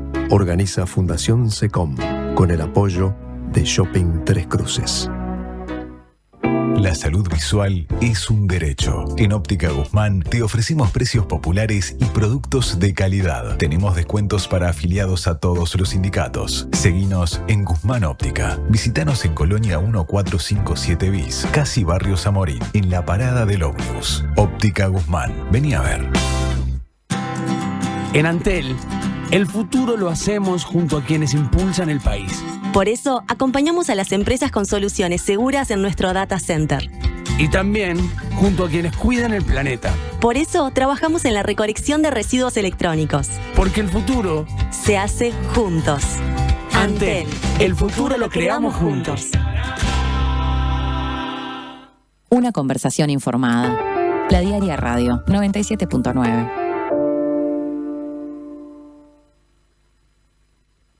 UTE presenta Pequeños Grandes Consejos de Túnicas en Red. ¿Sabías que para mantener el calor en nuestra casa es fundamental que esté bien cerrada? Un consejo sencillo y económico es poner o revisar los burletes de las puertas y las ventanas. Así conservas la temperatura adecuada y evitas que filtre el aire. Con estas pequeñas acciones podemos cuidar la energía para que nuestras casas estén siempre calentitas. Yo lo aprendí en la escuela y lo probamos en mi casa. Funciona. UTE, avanzamos con energía. En la edición de mayo de Le Monde Diplomatique Uruguay, la juventud latinoamericana subsiste a pesar de la pobreza, el narco y la ultraderecha evangelista. En el mundo, continúa la batalla por la energía detrás de la guerra contra Irán, el cierre del estrecho de Hormuz y la incertidumbre en Venezuela y Rusia asoma una crisis. En la región, la economía golpea a los argentinos más pobres y la precariedad laboral alimenta la inestabilidad de los brasileños. Además, la izquierda británica sobrevive. Pakistán y Afganistán en un conflicto cada vez más violento, la ciudad detrás del Made in China y la inteligencia artificial que para el Vaticano ya es casi un problema teológico. Suscríbete en lemonde.uy y recibilo en tu casa. Le Monde Diplomatique, la diaria. En Habitab, resolvé todas tus gestiones. En nuestros más de 520 locales de todo el país. Y también desde nuestras aplicaciones. Más información en habitab.com.uy.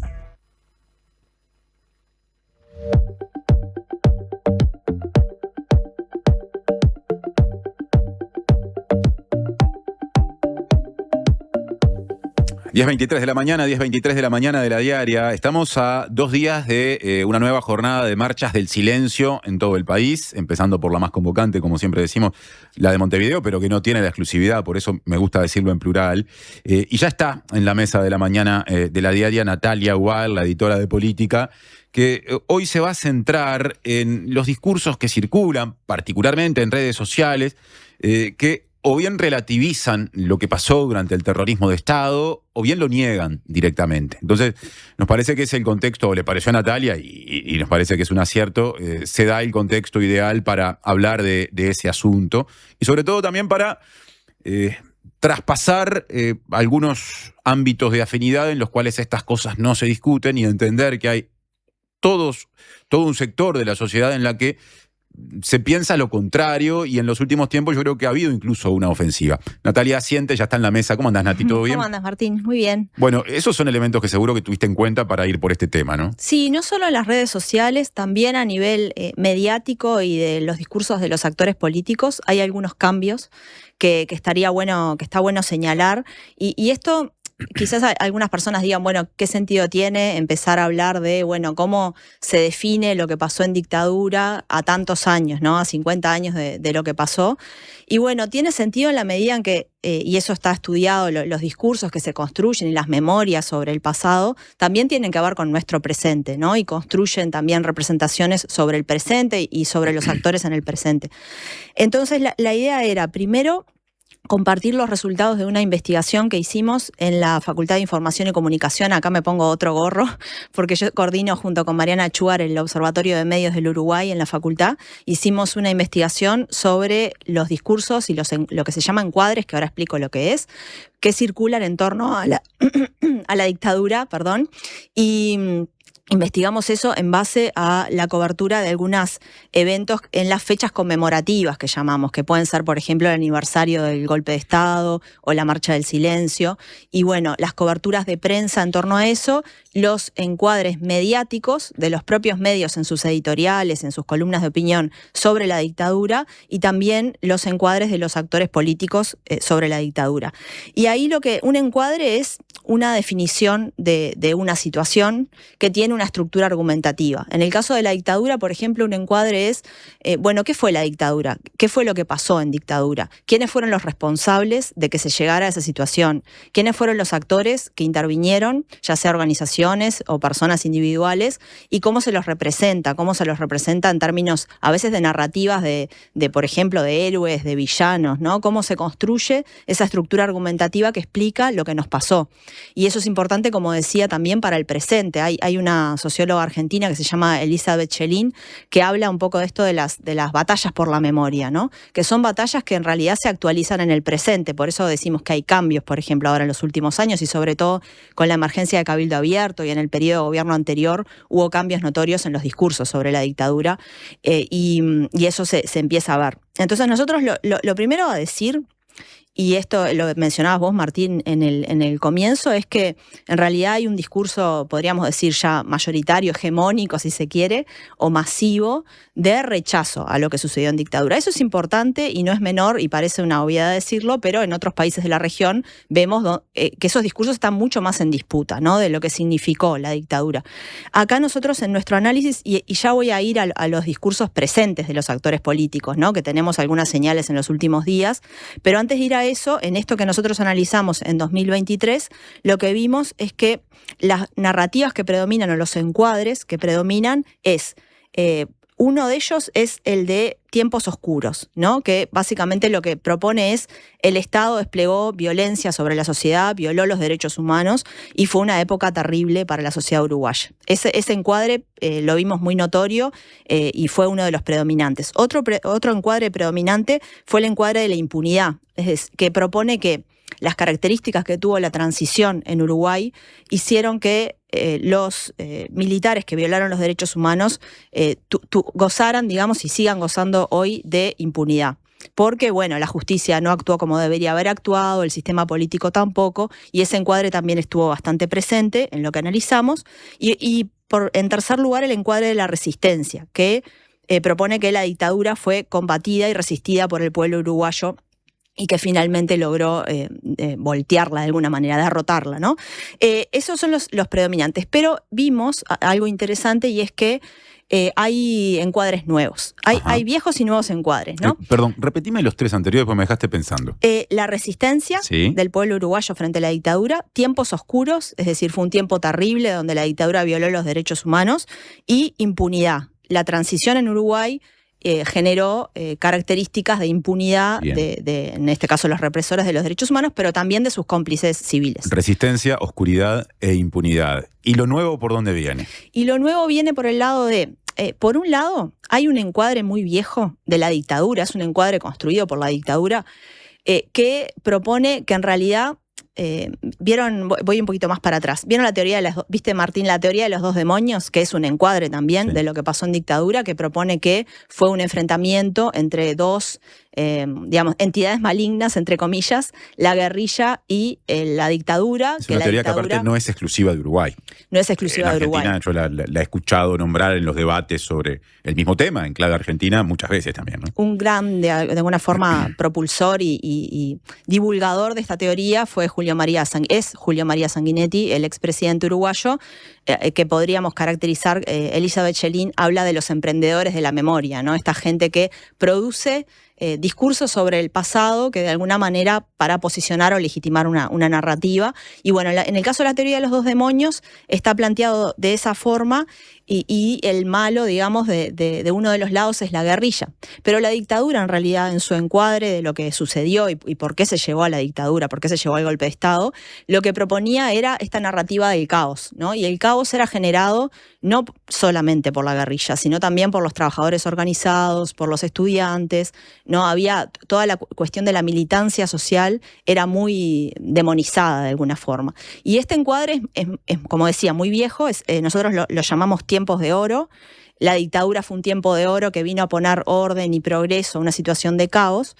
Esa narrativa quedó muy sepultada, esa estructura argumentativa muy sepultada en los años de la recuperación democrática y durante mucho tiempo, y ahora resurge, ¿no? Resurgen en voz de algunos actores que antes, digamos, no es que no existieran esa narrativa, pero no se animaban a enunciarlo en voz alta, ¿no? Y sobre todo a partir del periodo de gobierno anterior, y como decía, la emergencia de algunos actores vinculados a Cabildo Abierto sobre todo, empieza a decirse públicamente esto, que es no tan explícito quizás, pero es como una especie de justificación. Bueno, había mucho caos, ¿no? Y la dictadura vino a poner orden, ¿no? Esta narrativa la vimos en lo que estuvimos analizando, muy minoritaria, pero la vimos. Y después otro hallazgo es que la teoría de los dos demonios se ha reformulado, ¿no? Y se ha reformulado en el sentido de la teoría de los dos demonios equipara o pone en igualdad a estos dos bandos, ¿no? La guerrilla por un lado y los militares, pero esta teoría de los dos demonios recargada, como le llamamos, lo que hace es corre el foco, como si fuera la iluminación, ¿no? Pone el foco en la guerrilla. Y entonces, sobre todo, en sus acciones que tuvieron como consecuencia víctimas civiles, y por lo tanto se habla de que, bueno, se violó los derechos humanos de esas personas que sufrieron o asesinatos o lesiones por el accionar de la guerrilla o secuestros, y por lo tanto el foco está puesto en el accionar de la guerrilla como, de alguna manera, lo que llevó al golpe de Estado, por un lado, pero por otro lado también el accionar como malo en sí mismo, digamos, como violador de los derechos humanos, ¿no? Nuevamente ahora vamos a ver, pero utilizando también la narrativa de los derechos humanos y el discurso sobre los derechos humanos. Eso fue un poco los hallazgos que vimos en esta investigación de 2023. ¿Y qué es lo que están diciendo hoy quienes tienen presencia en la actividad política en Uruguay, en tanto dirigencia política, personas que acceden a cargos de diferentes características, que pueden haber sido de gobierno, que pueden ser legislativos al respecto de este tema? Tuvimos ahora a principios de mayo una declaración del Senado de la República y esa fue por unanimidad. Por eso decimos que, y también lo vimos en la investigación de 2023, que estos discursos de alguna forma reivindicativos del golpe de Estado en Uruguay son muy minoritarios. Tenemos un sistema político que tanto el Frente Amplio como el Partido Nacional y el Partido Colorado aprobaron en el Senado una declaración claramente instando a las personas a aportar información sobre los detenidos desaparecidos. Sí, Martín. Yo me pregunto qué hubiera pasado, en realidad no lo sé, pero qué hubiera pasado ante un intento similar, una moción similar en el periodo anterior, cuando Cabildo Abierto tenía 3 bancas en el Senado. Sí, creo que también el discurso de Cabildo Abierto, por un lado, no es homogéneo, ¿no? Tenemos actores que han expresado cosas distintas, algunos actores incluso de peso de Cabildo Abierto que no han llegado a reivindicar la dictadura. Sí, otros quizás un poco más marginales dentro de Cabildo Abierto. No sé qué hubiera pasado en ese caso, quizás hubiera sido más discutida, pero por ejemplo, un actor relevante, él no fue, pero su padre fue relevante en ese periodo, como es el senador colorado Pedro Bordaberry, claramente no solamente apoyó la declaración del Senado, sino que también tuvo un discurso de alguna forma de reclamando que por una cuestión humana que había que dar información a las familias de los detenidos desaparecidos. Yo te desvié, pero vos estabas repasando el texto de la declaración. Ese texto, bueno, además de instar a aportar información, aportársela a la Institución Nacional de Derechos Humanos, hace alguna declaración política, ¿no? Y dice, esta acción forma parte de una política de Estado que expresa el firme compromiso del país con la justicia, la verdad y la reparación. Y también en otro pasaje dice que la sociedad sigue reclamando respuestas y el Estado tiene el deber de atender esa deuda histórica, ¿no?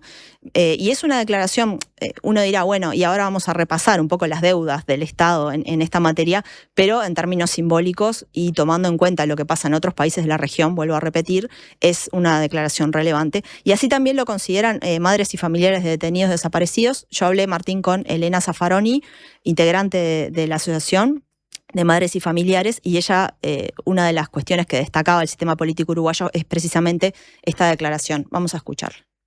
Por eso súper buena la declaración que hicieron los en el Senado, todos juntos, los 3 partidos mayoritarios, sobre el tema de el aporte de datos sobre los desaparecidos. que era algo que solicitamos hace mucho tiempo y que, como yo la interpreto, es así, poner una línea de que la dictadura, el terrorismo de Estado está en un lugar y del otro lado está la democracia. No representa en ningún sentido ni en ningún aspecto la democracia, ¿no? Así hubieran habido vestigios de todo el terrorismo de Estado, inicios del terrorismo de Estado durante la democracia, no representa, fue justamente la degradación de esa democracia la que llevó a ese golpe, ¿no? O sea que es una evaluación positiva la que se hace desde Madres y Familiares, por lo menos a través de Elena Zaffaroni. También tenemos, ahora después vamos a ir al tema de redes sociales, Martín, pero hemos tenido algunos discursos públicos, mencionamos de algunos referentes de Cabildo Abierto, pero también algunos intentos por reformular o por rediscutir lo que efectivamente pasó en la dictadura, ¿no? Uno de ellos es, bueno, todos los años tenemos en los 14 de abril el homenaje a los caídos en defensa de las instituciones democráticas. Antes era un acto formal al que convocaba el Estado y desde que asumió el primer gobierno del Frente Amplio en 2006, eso se derogó de alguna forma y no es un acto oficial, pero a pesar de no ser un acto oficial, han ido expresidentes como Julio María Sanguinetti o Lacalle Herrera, y durante el periodo de gobierno anterior hubo un reclamo muy fuerte de quienes convocan a este acto, que son distintas organizaciones militares y también algunos centros que han surgido, asociaciones recientemente en los últimos años, por ejemplo el Centro de Estudios de Derechos Humanos del Uruguay, que también tiene apropiándose de alguna forma de la narrativa de los derechos humanos, lo que reclama es los derechos humanos de las víctimas civiles de la guerrilla, como decía, entre otras cosas. Y hay una asociación que se llama Toda la Verdad, ahora vamos a hablar un poco de esto, pero hay un reclamo de que no se ha dicho toda la verdad de lo que pasó y de la violencia política en aquellos años, y que, bueno, se tiene que decir, bueno, todo este tipo de organizaciones y además las organizaciones militares convocan este acto y han reclamado, por ejemplo, la presencia del presidente Luis Lacalle Pou, que no fue durante el periodo anterior. Y bueno, año tras año le reclamaban que el expresidente Luis Lacalle Pou no estuviera presente en ese acto. En esto de la hegemonía y la masividad vemos que es una señal importante también que el expresidente Luis Lacalle Pou no haya ido, también una cuestión generacional ahí, ¿no? Por ejemplo, comparando con su padre. Y después hubo otro intento también desde en este caso desde el relato, no diría histórico porque no son historiadores, pero hay un libro que se llama Camino al Golpe de Estado, 5 miradas desde la contrahegemonía, que es un libro de 2023, compilado por Federico Leitch, donde escriben la escritora Mercedes Vigil, por ejemplo, Rodolfo Fattoruso y otros, y algunos militares. Y ahí lo que básicamente propone ese libro en algunos de sus artículos, porque es una compilación, dice que en realidad, por ejemplo, el coronel Roque García, que escribe ahí, dice que a pesar de los múltiples errores que tuvieron los militares, hicieron lo que les correspondía como institución, ¿no? Proponen ese libro, y que, bueno, hicieron lo que había que hacer. Otro de los artículos habla de que en realidad el pueblo uruguayo pedía a gritos la intervención militar, es decir, es un relato sobre el pasado, es una serie de relatos sobre el pasado que de alguna forma tratan de instalar una narrativa distinta, y eso es algo bastante reciente, como decíamos, porque durante años sí primó la teoría de los dos demonios o otro tipo de narrativas, pero no tan justificatorias de alguna forma del golpe de Estado, o por lo menos no tan explícitos, ¿no? Sí, esa parte muy difícil de demostrar eso, si uno se guía por los resultados de las elecciones del 71, que no es el año del comienzo de la dictadura, pero ya había un clima que instalaba eso como una posibilidad. Bueno, seguramente haya habido niveles de votación similares entre todas las candidaturas, a su vez con diferencias muy grandes al interior, sobre todo de los partidos históricos, alineadas con visiones críticas al aumento represivo de los tiempos del Pachecato, que es la etapa inmediatamente anterior a la de Bordaberry, y las que en cambio tenían una visión favorable, pero decir que había una mayoría de la población que quería un golpe de Estado, yo creo que es algo que carece del más absoluto fundamento, y la única vez que hubo algo parecido a una evaluación popular al respecto, ya muchos años después, en el 80, fue el plebiscito que impidió que la dictadura se legitimara a través de una reforma constitucional. Ahí sí, a través de un resultado en el que casi una mitad del país votó lo que quería la dictadura, pero que fue clara mayoría, porque la victoria de la opción que no convalidó eso fue indiscutible, ¿no? Sí, está claro, y Elizabeth Schelin lo dice en varios de sus libros, que la memoria es una construcción que supone también ciertos olvidos interesados, ¿no? Es siempre selectiva la memoria, nos pasa con nuestra vida personal, ¿no? A veces hay cosas que preferimos olvidar o porque son dolorosas o porque nuestra actuación en ese caso no colmó nuestras expectativas o es de alguna forma vergonzosa y por lo tanto la tratamos de olvidar. Y claramente en la memoria de los pueblos y las organizaciones sociales hay mucho de eso. Cuando, por ejemplo, recordamos el plebiscito del 80, una narrativa posible es decir, bueno, a pesar de todas las restricciones y los miedos que instauró la dictadura, el pueblo uruguayo votó ¿no? mayoritariamente en contra de la dictadura. Y no fue 51-49, es decir, fue una diferencia que marcó una diferencia nítida, de esas que no le dan lugar a la duda con respecto a si hay que contar X votos para ver lo que pasó. Es decir. Pero al mismo tiempo podríamos también decir que es incómodo pensar que hay un 40% de la población que votó a favor de la dictadura, si se puede 40, interpretar ¿no? así, algo más. Algo más de 40 creo que fue. Por lo tanto, esta es cuestión, y bueno, y por ejemplo, en esto de los olvidos selectivos también está el papel o la forma de concebir de algunos sectores de izquierda a los militares y a los discursos de los militares y sus posicionamientos antes del golpe. Bueno, todo así como hay olvidos en todos los lados, ¿no?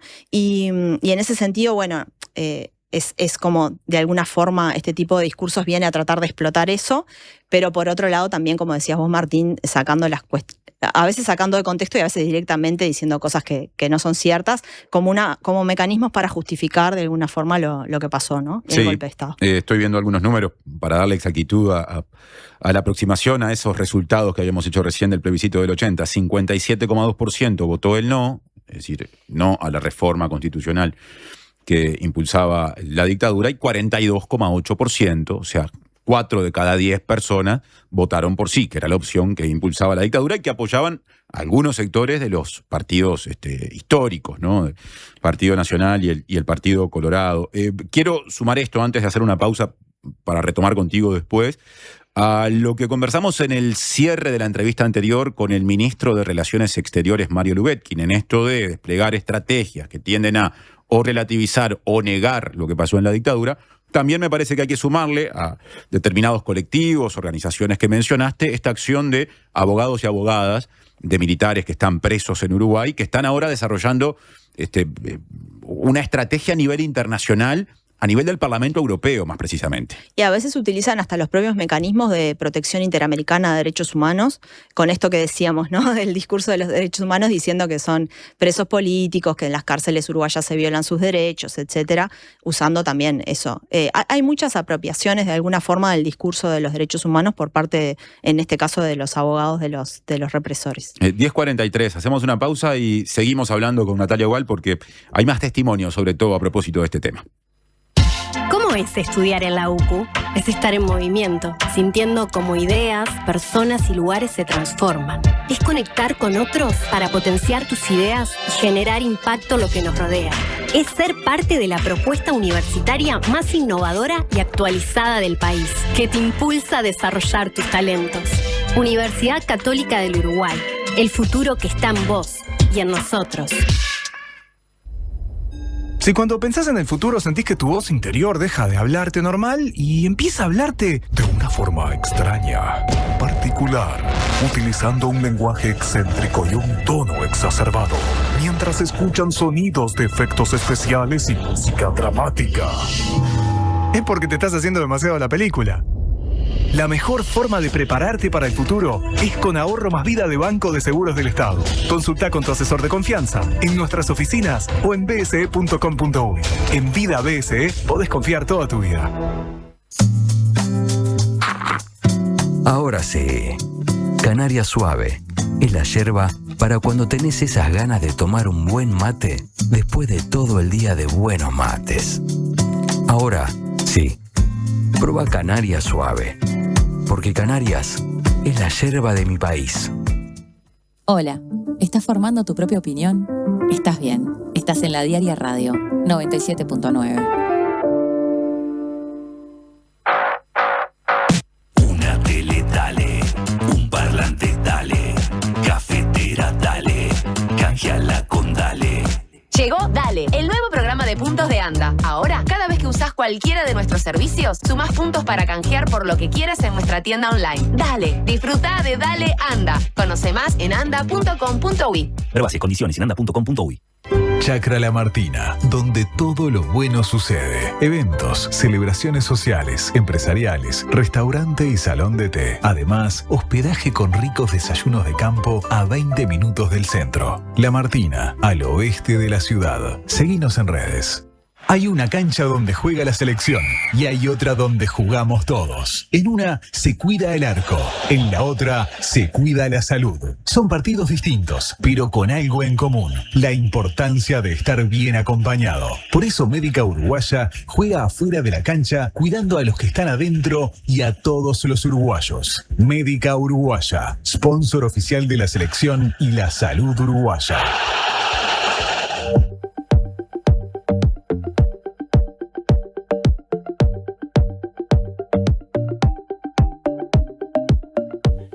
10:45 de la mañana, 10:45 de la mañana de la diaria. Natalia Ugal está desarrollando un informe acerca de los discursos que niegan lo ocurrido durante la dictadura o que por lo menos lo relativizan.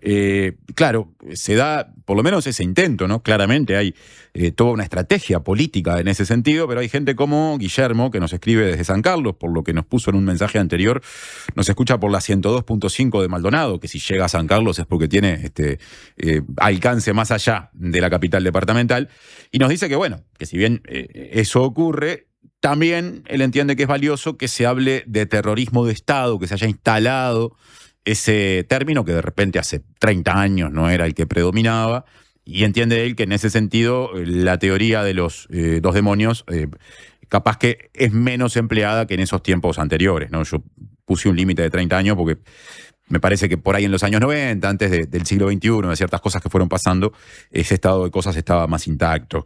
Después siguen llegando mensajes y vamos a escuchar lo que reservó para este bloque Natalia. Sí, ahí también haciendo un puente con la entrevista de recién con el canciller, en un momento él dice que bueno, que están cumpliendo el plan de gobierno y bueno, hay como cierta como capaz que sorpresa de las encuestas de opinión pública, y ahí capaz que conectando un poco con esto, es tanto más importante lo que pasó que cómo se cuenta lo que pasó, ¿no? Las narrativas sobre lo que sucedió, y porque eso también construye realidad. Y ahí en ese sentido, por ejemplo, en términos de las redes sociales, bueno, esto que decía Guillermo es así como mencioné, los encuadres predominantes hoy son muy distintos de hace 20 años, ¿no? Respecto a la dictadura, y son bastante coincidentes y masivos, diría yo hegemónicos, en que la dictadura fue un periodo oscuro, se habla de terrorismo de Estado, se habla de resistencia, se habla de impunidad, y eso no era tan habitual en los años anteriores.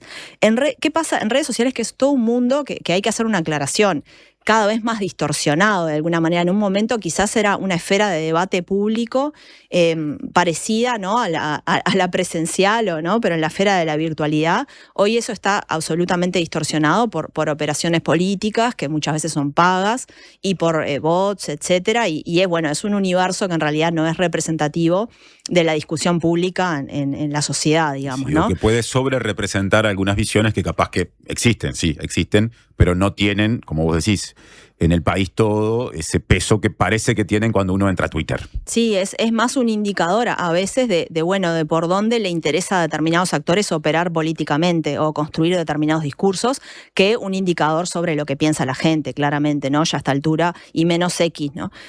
Pero haciendo esa salvedad, hay una investigación que publicamos en la diaria, que hizo la diaria Verifica el año pasado, a fines del año pasado, que se hizo en conjunto con otras agencias de verificación, iniciativas de verificación de otros países latinoamericanos, de Brasil, de Chile y de Argentina. Y ahí uno de los primeros hallazgos de esto es que las narrativas son muy similares. Las narrativas negacionistas del terrorismo de Estado son muy similares en los países del Cono Sur, lo que no diría que da cuenta necesariamente de una coordinación, pero es un indicio de que puede haber determinada coordinación, o por lo menos que se están mirando lo que hacen entre distintos actores en la región. Y además, algunos discursos y algunas narrativas son coincidentes con los discursos de actores políticos de la región. Por ejemplo, muchas de las narrativas que circulan en redes sociales en Brasil son coincidentes con el discurso del expresidente Jair Bolsonaro sobre la dictadura. Pero voy a ir a las conclusiones. La primera es que hay una construcción de una narrativa que establece que los golpes militares fueron porque intentaron, o se justifican porque intentaron evitar una dictadura comunista. Y acá el enemigo, como decíamos, es bastante más amplio que los grupos armados o las guerrillas, ¿no? Es los comunistas, y los comunistas están en la educación, los comunistas están en los sindicatos, ¿no? Es un enemigo bastante más amplio el que se está construyendo ahí. Eso en primer lugar. En segundo, y además se usan términos distintos no se habla de esto que decía Guillermo, ¿no? El terrorismo de Estado. Bueno, se usan otros términos. Por ejemplo, la revolución se habla en Brasil, o el contragolpe, ¿no? No se habla de dictadura. Por eso, sabiamente, en su momento la dictadura quiso prohibir que se le atribuyera esa intención y que se le llamara dictadura, y aquella portada histórica de marcha con "no es dictadura", ¿no? Bueno, o el uso de la palabra proceso, en el caso de Uruguay. O el uso de la palabra proceso. Que hay personas que defienden esa etapa del país, o sea, defienden la dictadura, que hasta el día de hoy, a veces eso se caricaturiza, usan el término proceso. Sí. Y bueno, eso es, en primer lugar, se señala eso. Después hay también un intento, que ya lo mencioné, pero de apropiarse del concepto de la memoria, de la verdad y de los derechos humanos, con este concepto de toda la verdad, digamos toda la verdad. Hablemos de todos los derechos humanos que se violaron en esa etapa. Y ahí hay como ese efecto paradójico, ¿no? De que las políticas de la memoria de alguna manera son apropiadas para decir, bueno, contemos todo, contemos todas las memorias, y no necesariamente este concepto, hago una aclaración, ¿no? Está vinculado al negacionismo del terrorismo de Estado. Hay gente que legítimamente reclama que no se olviden a sus muertos también, claro, ¿no? Y eso es legítimo. Yo no estoy hablando de eso, sino que a veces estos discursos están asociados al negacionismo, ¿no? Y las narrativas se construyen desde ese lugar. Y después, por ejemplo, hay en Argentina, cuando la fecha de conmemoración del golpe militar, que es el 24 de marzo, se habló mucho del Día de la Memoria Completa, ¿no? Y algunos hashtags en redes sociales decían, no fueron idealistas, fueron asesinos, ¿no? En esto de englobar todo lo que, digamos, la resistencia a las dictaduras dentro de la violencia política, ¿no? Como si todos hubieran sido guerrilleros, hubieran tomado acciones armadas, hubieran matado gente. En realidad, los que resistieron a la dictadura fueron bastante más que ese grupo, ¿no? Y después hay otras, en Uruguay, por ejemplo, se intentó identificar a Percivale, ¿no? El fiscal que ha especializado en derechos humanos, que ha llevado adelante causas vinculadas al pasado reciente, se lo trata de identificar como que tiene vínculos comunistas, ¿no? Esa es una narrativa bastante habitual en redes sociales. Y después otro elemento es que se busca negar las desapariciones, o decir que son menos de las que fueron, o decir que directamente no hay desaparecidos, que los desaparecidos están en Europa gozando de sus pensiones y del dinero que les da el Estado, y que en realidad no hubo desaparecidos en los países del Cono Sur. Esas son un poco las narrativas más habituales. Yo le pregunté a Elena Zaffaroni de Madres y Familiares cómo veían estos negacionismos, y ella me decía que más que discutir con estos discursos que son marginales, es mejor focalizarse en algunas acciones o señales negativas que dan los gobiernos de turno. Los discursos negacionistas llegaron para quedarse, no se van a ir, no tenemos yo no gastaría en discutirles a ellos, pero sí discutirle a las malas señales que van dando los gobernantes, que se alinean en no ser negacionistas, ¿no? Que reconocen la etapa, que reconocen el terrorismo de Estado, pero que luego dan señales ambiguas. Ponele esto: la orden no se da, se les da siempre algún beneficio extra, o aquella visita que hizo el presidente por la prisión domiciliaria, ponen en el CPP como un delito más, no hacen una cosa específica para separar los delitos cometidos durante el terrorismo de Estado. ahí Elena Zaffaroni enumeraba algunas cuestiones, algunos hechos que sucedieron recientemente. Hablaba de la reunión del presidente Yamandu Orsi con la Suprema Corte de Justicia para presentarle un informe de sanidad militar respecto a los represores presos. Y eso por un lado, como señal política, y también se habló Elena Zaffaroni de la inclusión en la reforma del Código del Proceso Penal de los delitos, los crímenes de lesa humanidad como pasibles de algunos beneficios de libertad anticipada, etcétera. Eso finalmente el Frente Amplio y el gobierno aclaró que lo iba a quitar del proyecto, pero bueno, hablando un poco de las señales. Y después también ella se refirió a la actuación del Poder Judicial en este tema. En este país no se han juzgado esos delitos. Entonces todavía no solo es eso, sino que han sido privilegiados con la impunidad, con el dar largas, con los años larguísimos que no se pudieron presentar, pero después con toda la manera de cómo se procedió, que alargando los tiempos, ¿no? Porque cada uno hizo las apelaciones, había 6 imputados o denunciados en una causa y cada uno de ellos significó 2 o 3 años en que se detenía la causa porque hacían una apelación que era inconstitucional, que no juzgaran, que no. Y la justicia acá lo permitió, la Suprema Corte lo permitió. Yo preguntaba, ¿no pueden sancionar a los abogados que hacen eso en reiteración real en la misma causa donde se acaban de negar ese beneficio, lo presentan por el otro y por el otro y por el otro y por el otro? Entonces así nos pararon, ¿no? Causas que están, siempre refiero a, soy referencial porque está desde el 85, así que y sigue trancada. Bueno, algunos se van muriendo, entonces pasa eso, se mueren, se termina la causa, te morís vos denunciante y se termina la causa. Entonces, esas son señales de negacionismo también. Para el cierre de esta columna, comparto algunos mensajes más. Nos dice Yania, que escribe desde La Paz Canelones, que ella entiende que la guerrilla tuvo un peso en el deterioro de la democracia, en el proceso que lleva a que haya un golpe de Estado, pero también enumera otras cuestiones que a su criterio pesaron: la burocracia política, los acomodos políticos, la descapitalización bancaria, por no decir afano. Y recuerda el primer episodio de la familia Peirano vinculada a bancos que terminaron fundiéndose y a ese terreno de crisis a muchos niveles que se dio a fines de los 60, comienzos de los 70. Gonzalo hace una crítica con respecto al posicionamiento del Partido Comunista con respecto a los comunicados 4 y 7 que se emiten desde sectores del ejército a comienzos del año 73. Hay gente que va por el lado del planteo hecho, por ejemplo, por Zaffaroni. Y bueno, menciono simplemente algunos de los muchos mensajes que llegaron, tomando aspectos mencionados y agregando otros. Sí, Elena Zaffaroni, cuando habla de la causa que está trancada, una aclaración nomás del 85, habla de la causa de su ex esposo detenido desaparecido, Luis Eduardo González, que bueno, ellos presentaron la causa en el 85 y todavía está totalmente estancada.